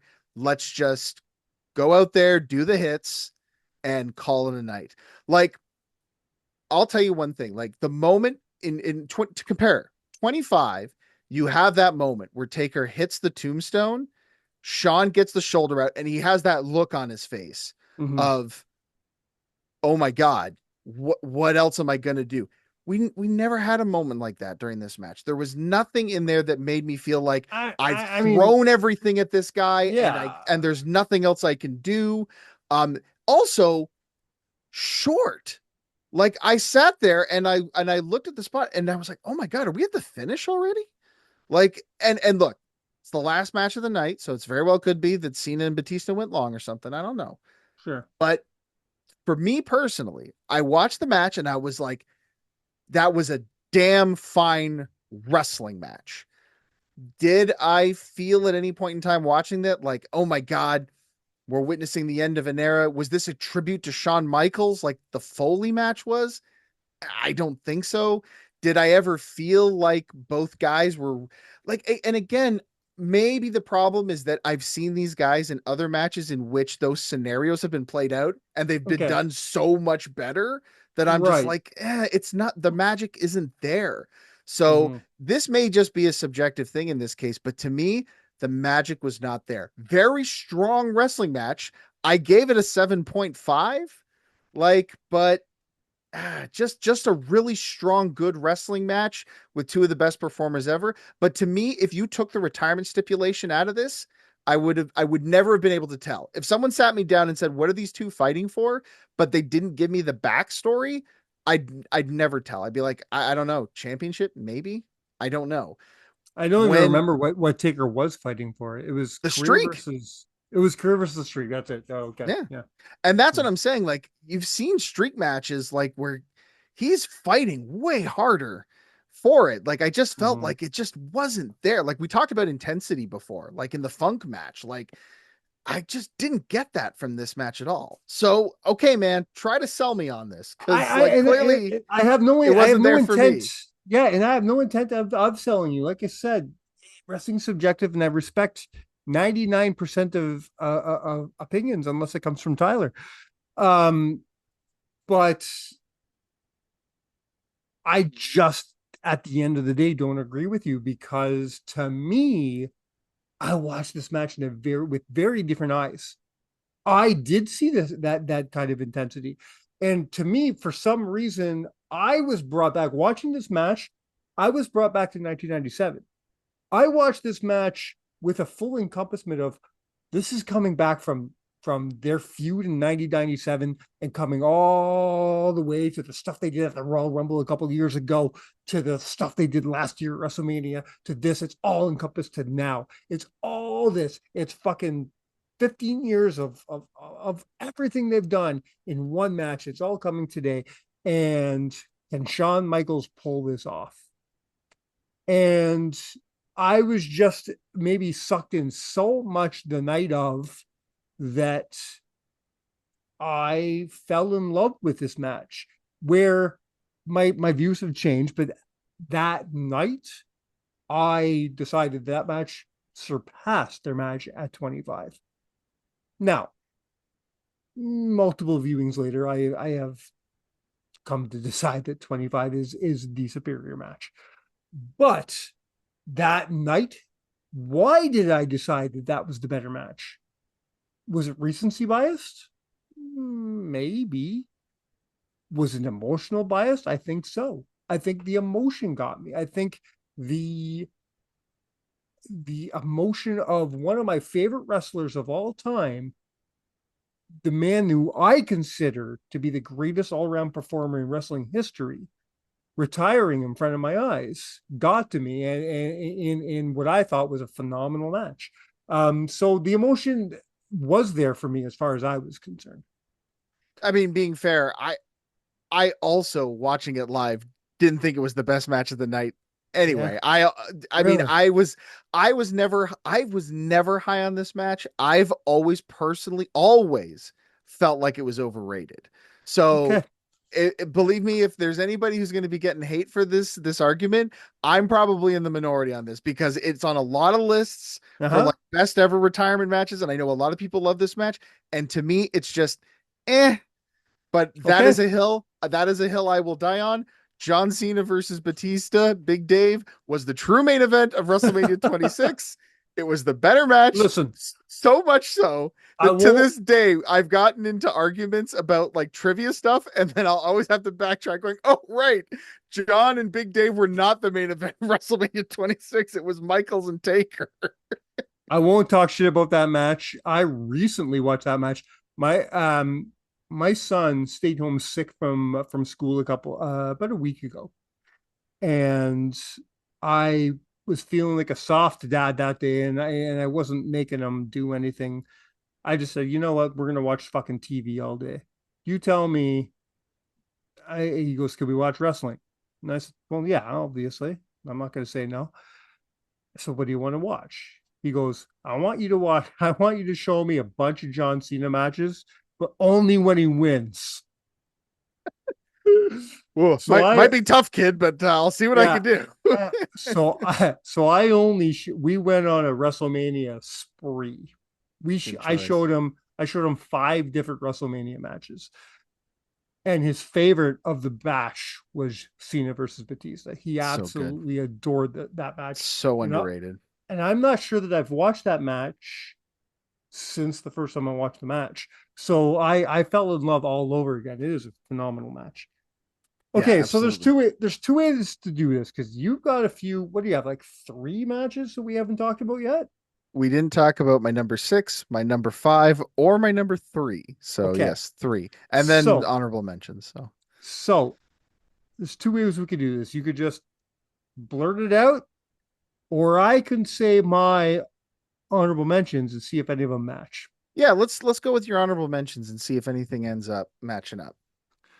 All right. Honestly, I think we did a lot better than I was expecting us to. Really? Yeah. Well, because look, because 1, 2, 3, 4 out of 7. That's more Yeah. than half. I mean, we beat the majority. We Considering got the it. plethora of matches that could have been, I think we did okay in terms of match. Now they didn't match in the same spots, but the fact that they It's still gonna even got on the be same list, that's a win it's in my gonna book. it's gonna be interesting to see if my honorable mentions even make your list, let alone make your honorable mentions. We will So see. we got William Regal versus Cesaro, NXT, December of 2013. This is an honorable mention. I gave it a score of 7 overall. This was Uh, very close to being my number 7. I really enjoyed I this match. I hated the finish at first, Yeah, I uh, get that. but then I had to recontextualize in terms of the purpose because I couldn't remember if Cesaro did a face turn after this or not. Because if it was a face turn or the start of a face turn, then that's a very good ending. And Mhm. if it was not, then it's a I very don't bad finish. I don't think he did. No, Then it's a because he very was bad finish, and it because wouldn't. he was because he was doing the whole "We the People" thing at the time. I think that lasted a little bit longer. Well, yeah, but Yeah. this was also right before he won the Andre the Giant Battle Royal and was really over with people. But that doesn't Yeah, necessarily. But being popular doesn't necessarily mean that you're a baby face. and that's It, still it is that's still it's WWE, right? that's So also still 4 months away. This is yeah. December. Yeah. So yeah, didn't like the finish in the sense that I think I personally wish Cesaro would have been a bit more vicious at the end of it. Otherwise, a fantastic demonstration of in-ring prowess. If you like the graps, this is Hmm. the match for you. It's a very, very good underrated match. My next one, even if it was my favorite match of everything, even if it was number one worthy, I'd still leave it off the list just to piss off Matthew Suckram and Tyler, and every Canadian ever. Uh, we're talking about Trish versus Lita at Unforgiven 2006. This match is so overrated. I And agree with you. I feel It's an bad honorable saying that. It's an honorable mention, but it's not list worthy. I feel so bad saying that because I know that these two ladies worked so hard, but it is not a knock on them. It is simply a matter that since their time, the competition has gotten just better and better. And Mhm. unfortunately, I couldn't give it anything more than a 5 on my scale of 10. Both ladies worked really hard, and it's a great moment for sure. But yeah, not list worthy for me. Good honorable mention, but that's about all I can give it. I've only got three more. I've got Awesome versus Rocket Mania 19. Then I've got Awesome versus Kevin Owens at Mania 36. Which one do you want to talk about first? My reason, before we talk about either one, I'll give my reason why neither made my list. Number one, Mania 19, we didn't know was his last match. If you take that away, I think it's just a good match. I think it's the weakest of the three of the three WrestleMania matches, and I think it's a very good match, but I don't think it is a superb um example of a Rock and Austin match. And for that reason, and this is coming from my favorite WrestleMania. This is like WrestleMania 19 has a very special place in my heart. So this hurts me to say, but you take away the fact that that was Austin's last match, and it's just a really good match. So it for that reason, it can't make my list. For WrestleMania 36, I absolutely no, not 36. Yeah, 36. 38. 38. Sorry. Yes. WrestleMania 38. Let my wrestling autism come out. I absolutely adored this match. I recently watched it again because my son bought the action figures that go along with this match and then begged me to watch the match. So I showed it to him and I watched it again and I fell in love with it all over again. Maybe the reason it didn't make the match is because I'm still not sure it is his last match. I don't know. So it didn't quite make that the list for me for that purpose. Did either one of these matches make your list?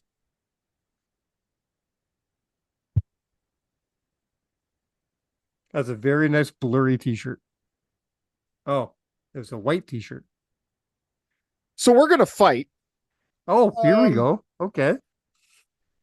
Rock Austin is my number 3. Okay. All right. And after watching Owens Austin, it also falls into the Lita Trish category of way You think overrated. it's overrated? Really? Unbelievably overrated. That yes. interests me so much. I do not agree with that at all. I absolutely adore the match. It's very fun. And I agree. And at the end of the day, that's what I want my wrestling. I want fun. So that I will not agree with you that it's overrated. It's not list worthy, but I can't agree with that statement. Let me rephrase this. That's interesting for me.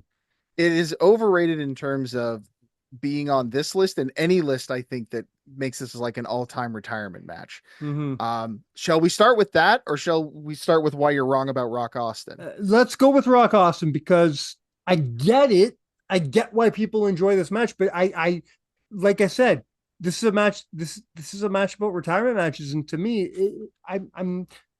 we didn't know it was a retirement match. We didn't feel that. I'm not getting that. Other than I didn't even understand the concept of his of what was written on his vest until I saw the fucking DVD 5 years later. So to me, it doesn't give off retirement match vibes, and for that reason, not list worthy. So completely disagree with you. Okay. I think the genius of Rock and Austin is in its subtlety. I think they are telling us the story of Austin's retirement while not beating us over the head with it. We are not having to be told that this is a retirement match to understand the story that they are telling here, which is about one man who can no longer go and the one man that he has to pass the torch to, or more accurately, have it ripped out of his hand. Mm-hmm. Because that's what the story has been about. The focus was on Rock's obsession with needing to defeat Stone Cold Steve Austin, and Austin saying, I'm still the guy here. And you first and foremost, from the top of the criteria, this is a great match. Just from a wrestling standpoint, 100% awesome. The best of their trilogy. Another hill that I will die. I will die on that hill. Okay. In my opinion, the best of their trilogy. I'm a 15 guy. I love their match at 15. I'm about to break out the C word, man.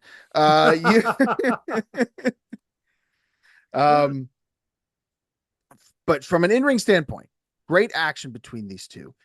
There is an incredible amount of emotion in this matchup, both from a character standpoint of Rock and Austin. Again, Rock's obsession and Austin's need to continue to be the best at what he's doing, because that has been Austin's MO for his entire run. He came in even as Stone Cold Steve Austin, just a guy who wanted to prove that he was the best. And always said it. I'm the best that the World Wrestling Federation has to offer. That's why he went after guys like Bret Hart and Shawn Michaels, because he said, I'm the best. You're all sitting there. You guys got the spotlight, but I'm the best wrestler and nobody knows about it. Well, if I have to beat your asses to prove it, I'm going to do it. And he did it. And he was the guy on top for so long. And this is why, they built that story of WrestleMania after WrestleMania. Rock can't get the job done. But also it's emotional when at the end of this, you see this begrudging respect of this, again, this torch that was not passed, but ripped from him. So earlier I used the analogy of Ric Flair being the horse that was dying and needed to be put down. And we're all very sad about it. This is a gunfight at the OK Corral. This is a classic Western showdown between the guy that's always beaten him and then the guy who needs to beat him. And what ends up happening is the hero falls because his time is over. He didn't know his time was over, but he got put down when he wasn't expecting it. And that's the story that was being told here. Now, subconsciously, they were telling us this story while we were watching it.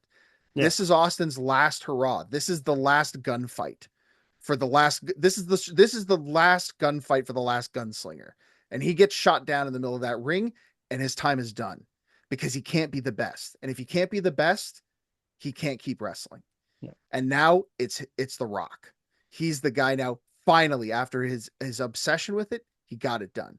So to me, this is a match that has, again, those 4 quadrants, right? It's got the emotion, it's got the intensity, it has the in-ring ability, it's got everything I want in a retirement match.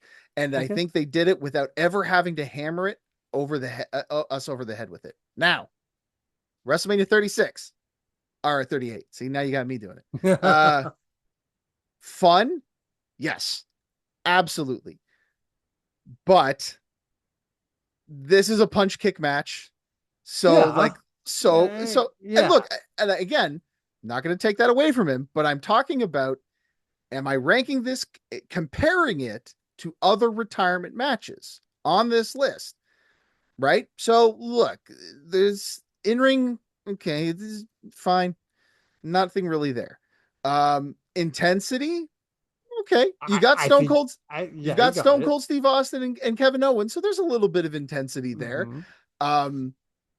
It doesn't feel like a big hurrah kind of thing. It does feel like it was a good for what it was. Sure. But a lot of it is very much, let's just work around Austin's limitations and do what we can here. Also, controversial opinion, the wrong guy won that match. Owens should have gave him the stunner and he should have pinned him and he should have won. For what that was, I think it was important that just because it was the main event of night 1, just send them fucking home happy and then bring them home to bring them back the next day to piss them off. Look, it still works, but I think it was the wrong decision. And again, that's from me watching that. I watched that and I saw Owens give him the stunner and I was like, oh my God, how great would it have been if Owens had won? Because it would have put the stunner over huge. Sure. And as the guy that gave him, and it would have put Owens over and made him a huge star. And what would it matter if Austin lost? Like, it wouldn't. I wouldn't be angry if that's how it went, but I'm also not angry that it went the way it did. I would have said, have Owens beat him, but then have Austin get over on him, give him the stunner, and then stun Brian Saxton and all that stuff. And still, you can still carry Owens out by the Texas 100%. Rangers. Yeah. So I still say, so that's my other problem with it. Owens, the wrong guy went over. Owens should have won that match. No, okay. I've got my steam out. Thank you. I can put my. It's funny. It's funny that we kept quoting the name of the WrestleMania for that one, because my one and only honorable mention left over is WrestleMania 36. Oh, okay. And of course it's Undertaker versus AJ Styles. Oh boy, I'm full of another overrated match, in my opinion. Okay, interesting. I highly enjoyed this match. I didn't like it when it first aired. I watched it live and I was like, That interests me because I know you well enough to know that you're a big fan of everybody involved in this, including the Good Brothers, and this had I don't know for a fact that this is true, but this felt like it had Jeremy Borash all the fuck over it. Absolutely. So the fact that you didn't enjoy this is very interesting to me. Okay, so I'll give you my issues with it. And again, I'm not saying it's bad. It's not bad. But I do think when there's lists of like best retirement matches ever, and this is on there, the only reason it's on there is because it's the Undertaker's last match. Yes. Yeah. And people will be mad if they don't put it on there. But really, this is not, again, comparing to all the other matches we've talked about here, this doesn't even come close. Like, again, punch kick match. So there's nothing interesting or exciting in terms of like action happening here. I think the lack of announcing and commentary really hurts it. And I didn't really notice that the I first time, but the second time watching this around, or upon multiple viewings, especially this latest one, I was like, wow, I full having on I full on agree with you here. And having I no felt like, narrator really yeah, hurts. I felt like that the first time I watched it. I remember thinking, wow, how did the Hardys pull this off? Because the Hardys were able to do it. The deletion matches didn't need commentary. Well, no, But because they had so much batshit insanity with it. Like, what the fuck would you even say? but I remember watching this match going, yeah, I think this match needs somebody directing us. Somebody needs to be helping this. I fully agree with that. Like, don't get me wrong. Like, I understand that it was limitations, and I think again it was a really good effort, really ambitious.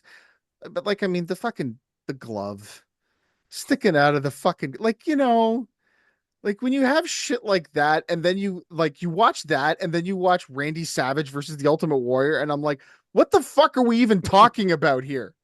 How are This these is two?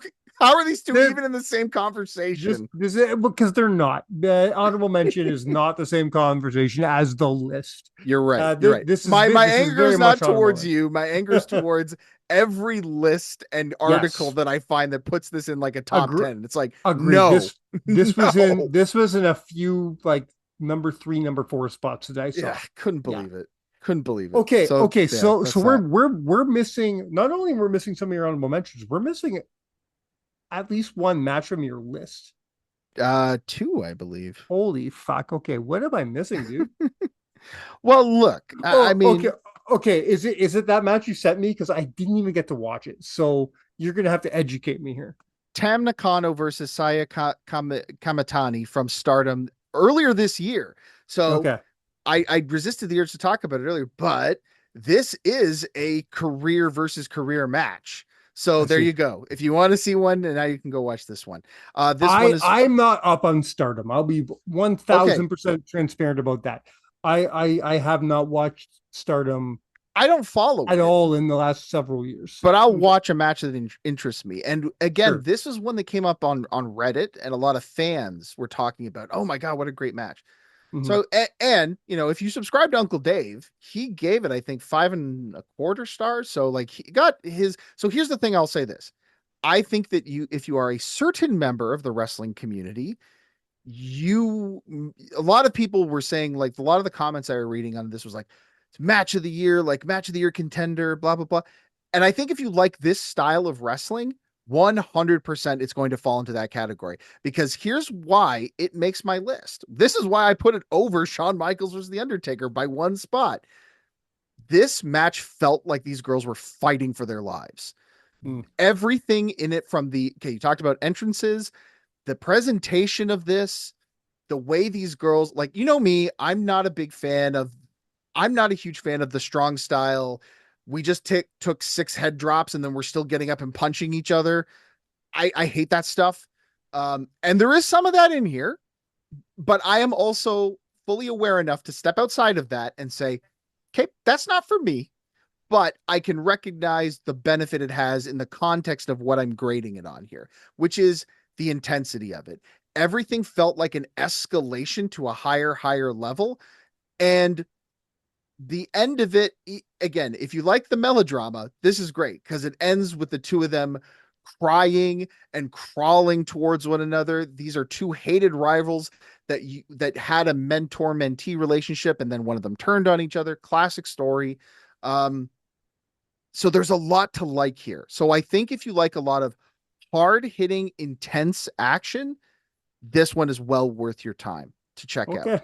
I definitely plan to watch it. You sent it to me about 2 days ago. My intentions were to completely watch it.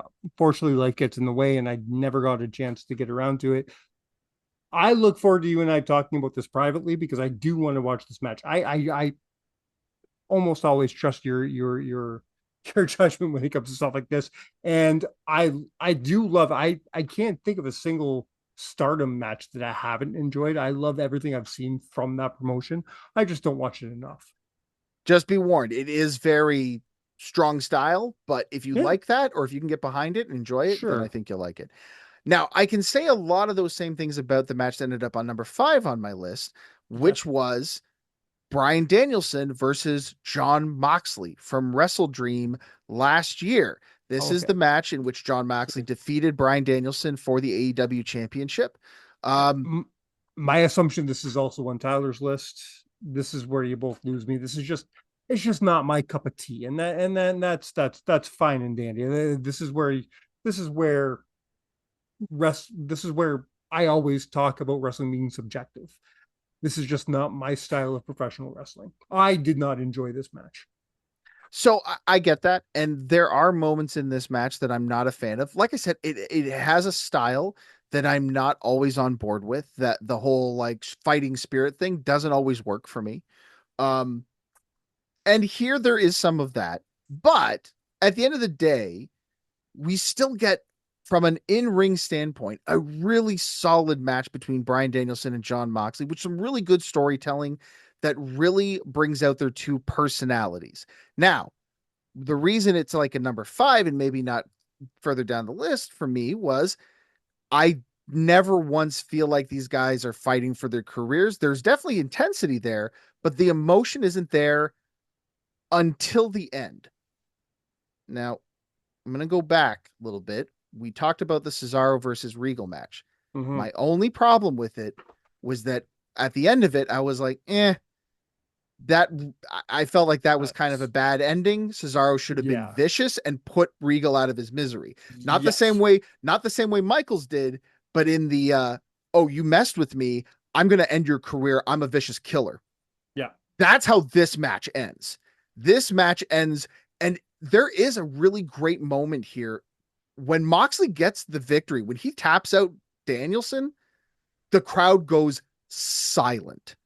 Like, I'm talking like pin drop quiet here, because they literally can't believe, oh my God, Danielson's done. Like, we just witnessed the end of Bryan Danielson's career here, and they're shocked and they're upset. And then they do the whole beatdown thing. They do the Wheeler Yuta turn. And it has that effect that I was looking for in the Cesaro Regal match. So here's what I'll say. The reason this one got such a high rating is because, and you'll kind of see this as a trend in my list if you look at it as a whole, the X factor and intangible for me that I really appreciate is being able to tell a different story with your match. So in the case of Savage Warrior, we have two guys fighting for their livelihoods. That's the story of the match. Yeah. With the Foley Triple H match, it's a tribute to Foley's career. With the Rock Austin, it's the last gunslinger. With Flair and Michaels, it's the guy needing to be put out to pasture. The heartbreak of having to put down a hero, right? This one is about ruthlessness and about taking out a hero to elevate yourself. This is the quote unquote villain origin story.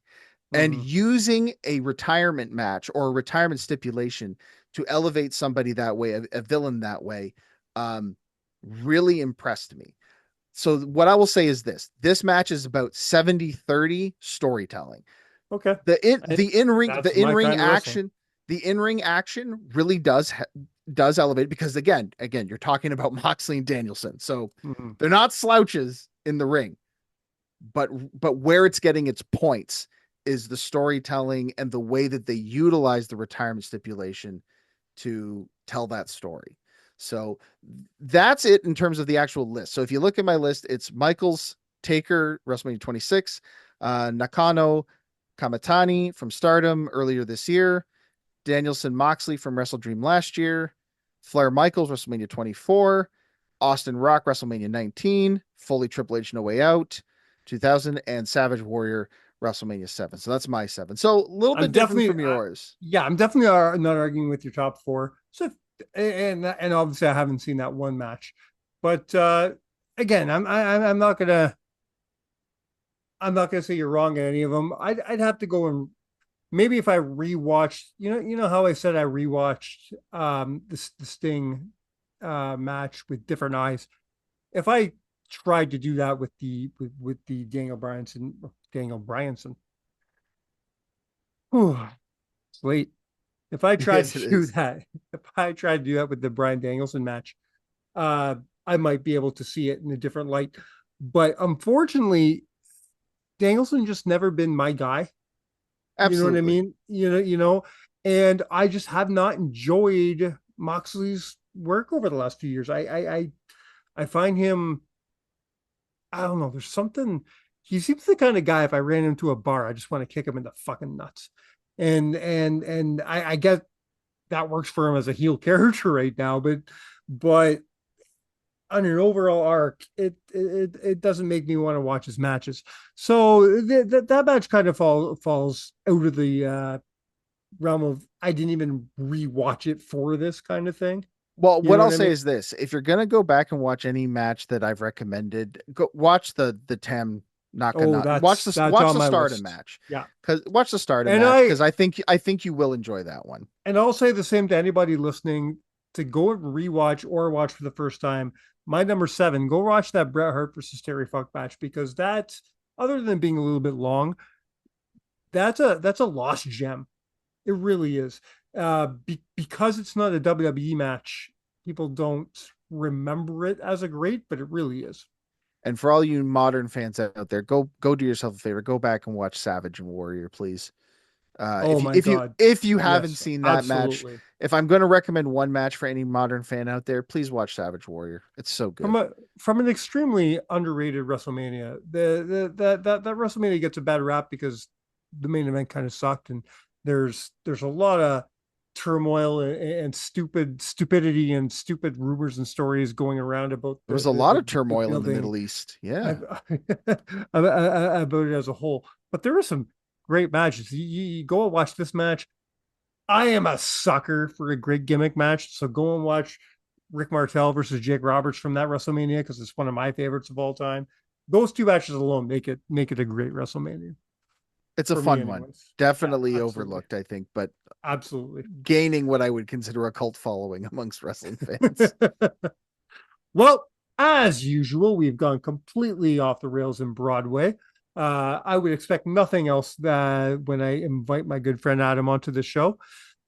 So we are going to build towards the year-end show. We're getting there in a couple weeks. Until we get there, we have some more guests coming on. I just don't know if we're going to air those before or after. So I'm not going to tell you who they are, but I'm telling you that we have some amazing guests coming up. A couple repeat guests that were really fun the first time, so they can only be 10 times more fun the second time. Again, like I said at the I'll top of the say show, this. You've told me about some of your upcoming guests, and I'll say mm, I have a lot of gratitude towards you telling me right? about who your guest is, and that's a Mm-hmm. little teaser. And if you know, you know. If you know, you know. Um, almost makes me wonder what your Mount Rushmore of guests would be for this show. Well, You know, Mike, I'll say thank you for that because I feel like that makes you a real, real one. I think we've given it away here, but you got to pay attention. You got to keep listening because we'll tell you when these new interviews are dropping. I don't know what's going on next week. I will be here. I just don't know who I'll be here with. So we'll find that out this time next week. Tune in next Thursday. Like, subscribe, all that fun stuff. Once again, as always, thank you for being here with us, Adam. When one of us can't be here, you're always the man to fill in, and we always really, really appreciate it. This might be the last time we see you in 2025. So if that's the case, from Count It Out, we love you. Happy New Year, Merry Christmas, all that jazz.